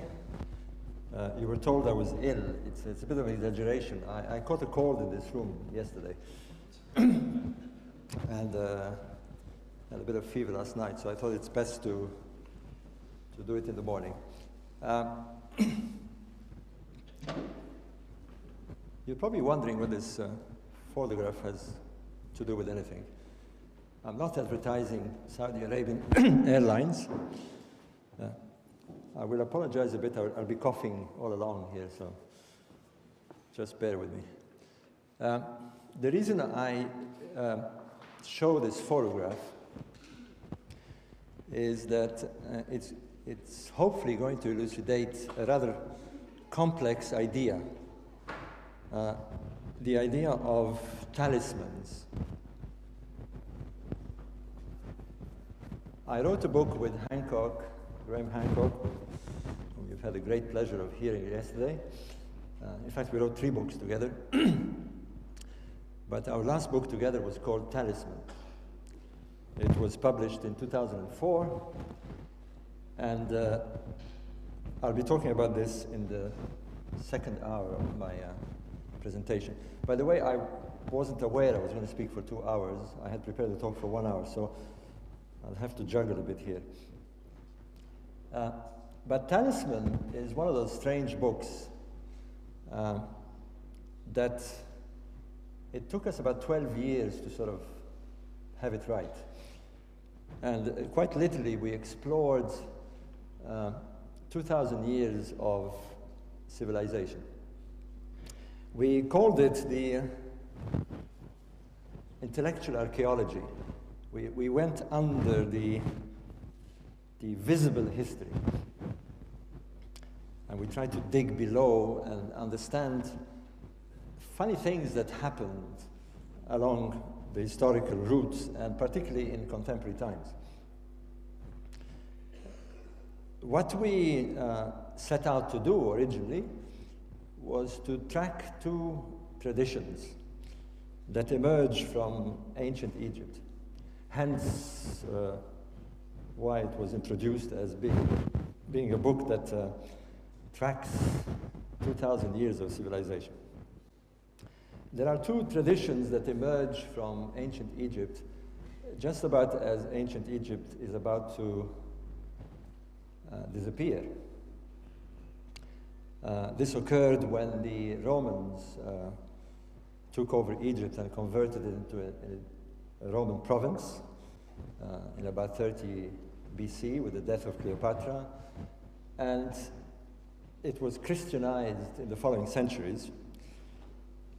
And one tradition was, in fact, the ancient Egyptian tradition modified or transformed or metamorphosed into what is known as the Hermetic tradition.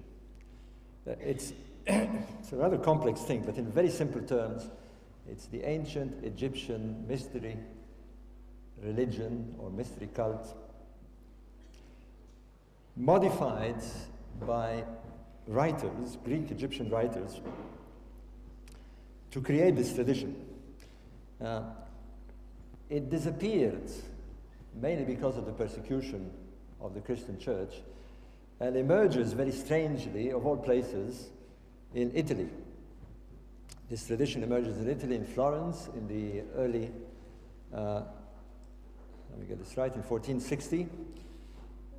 And many believe, many scholars believe, that it was the impetus, it was the catalyst that kicked off or kick-started the Renaissance and eventually the Enlightenment and the modern world.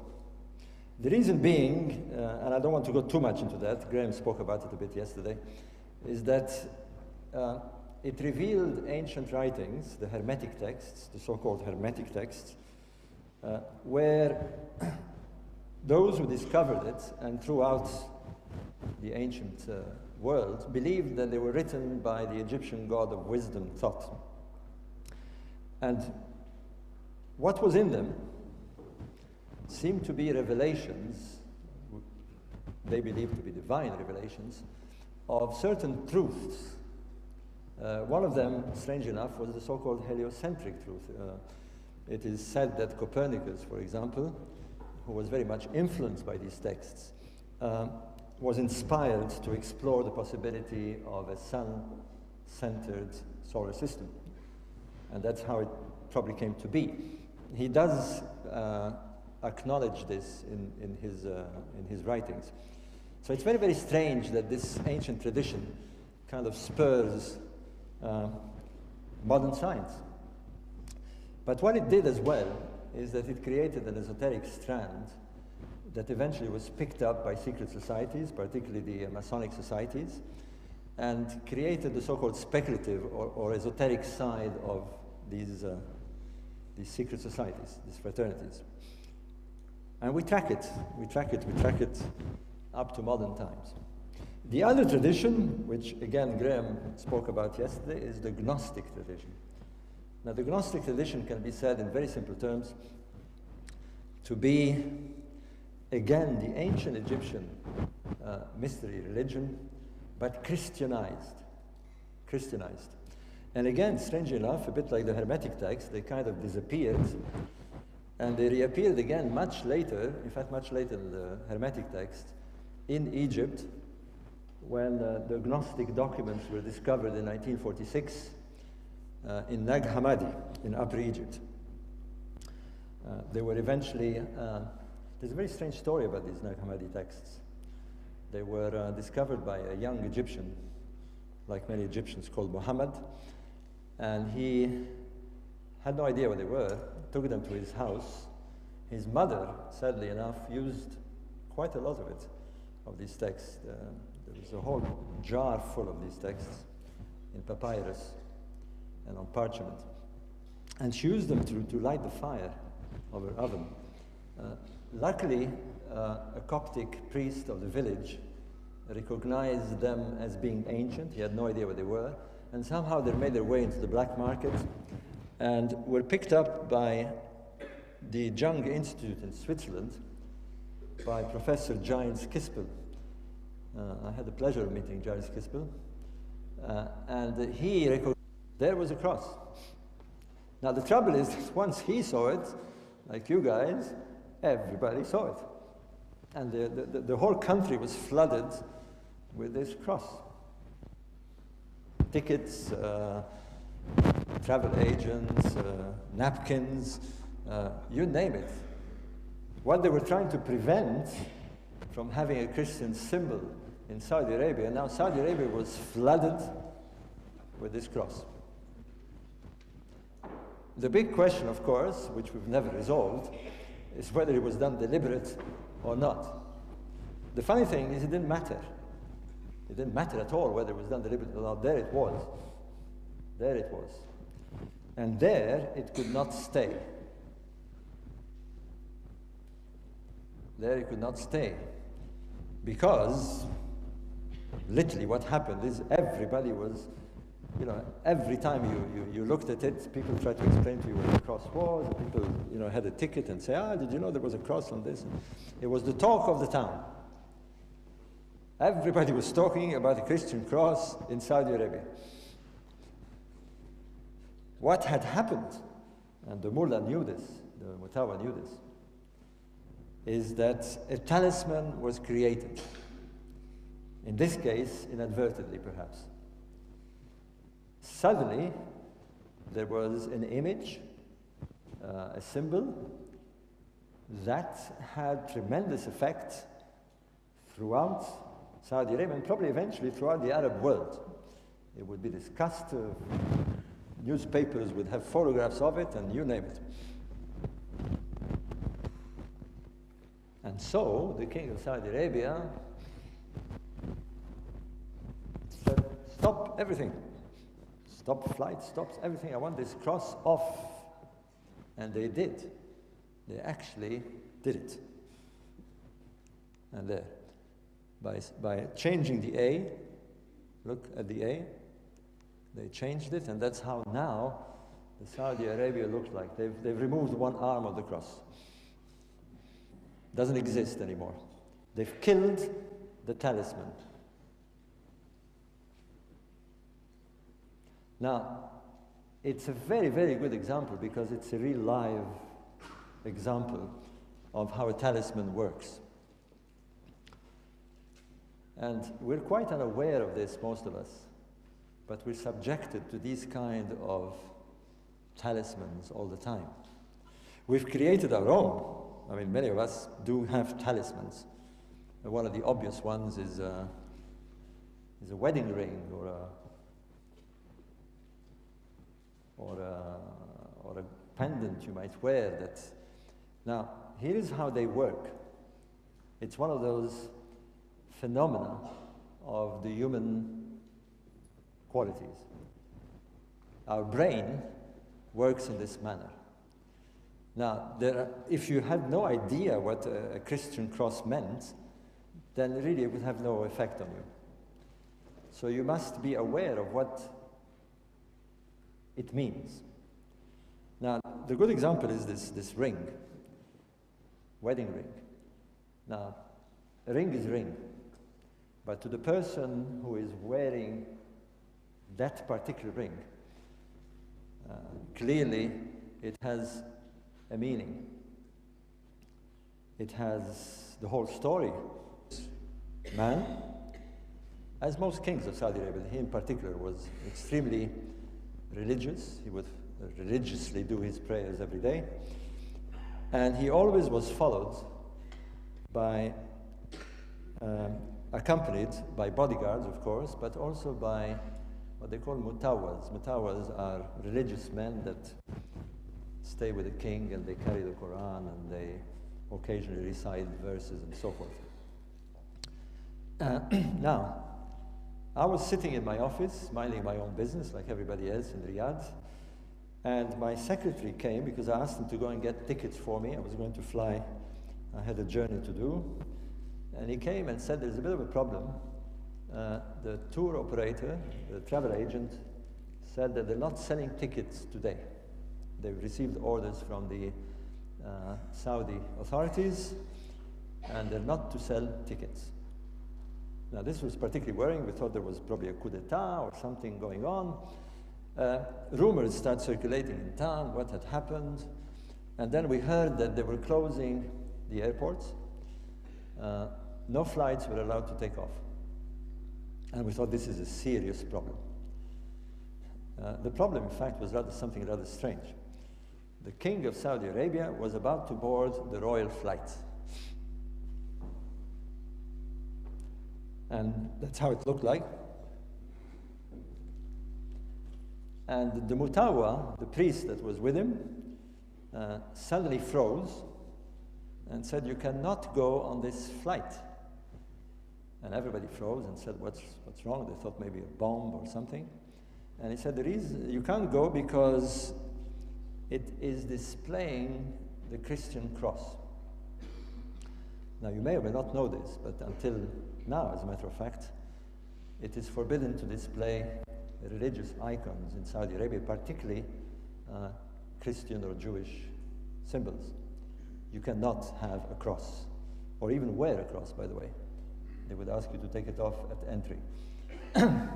They go as far as having asked Swiss Air to change its emblem, especially for Saudi Arabia, as you can imagine. Now, where was this cross?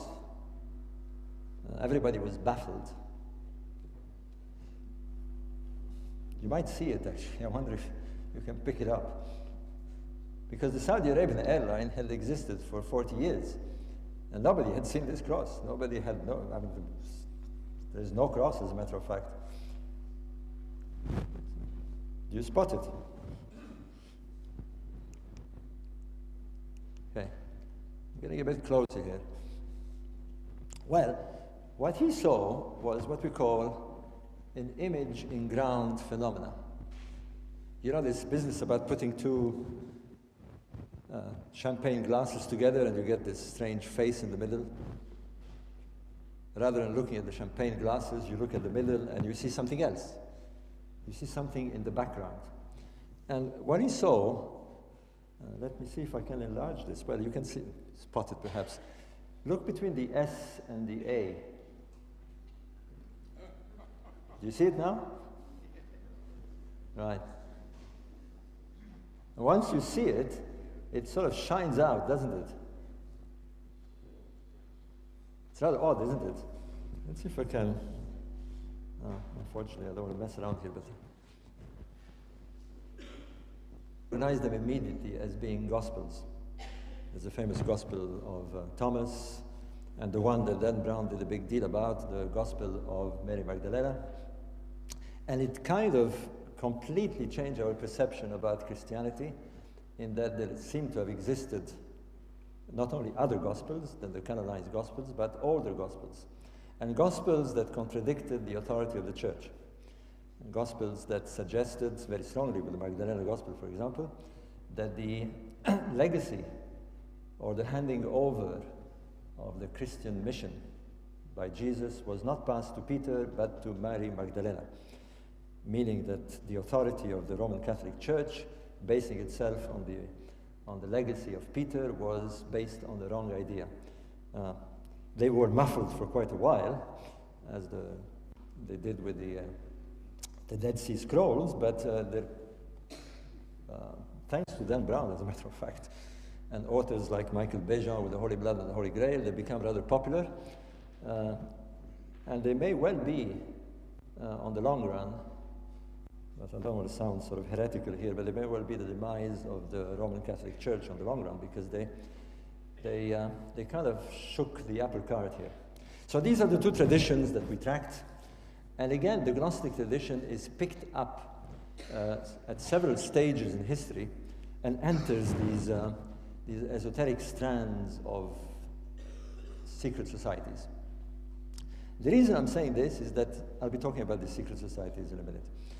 And hence, talisman. Now, the talk that was advertised for you people was on the recent book that I've published with Graham Hancock called The Master Game.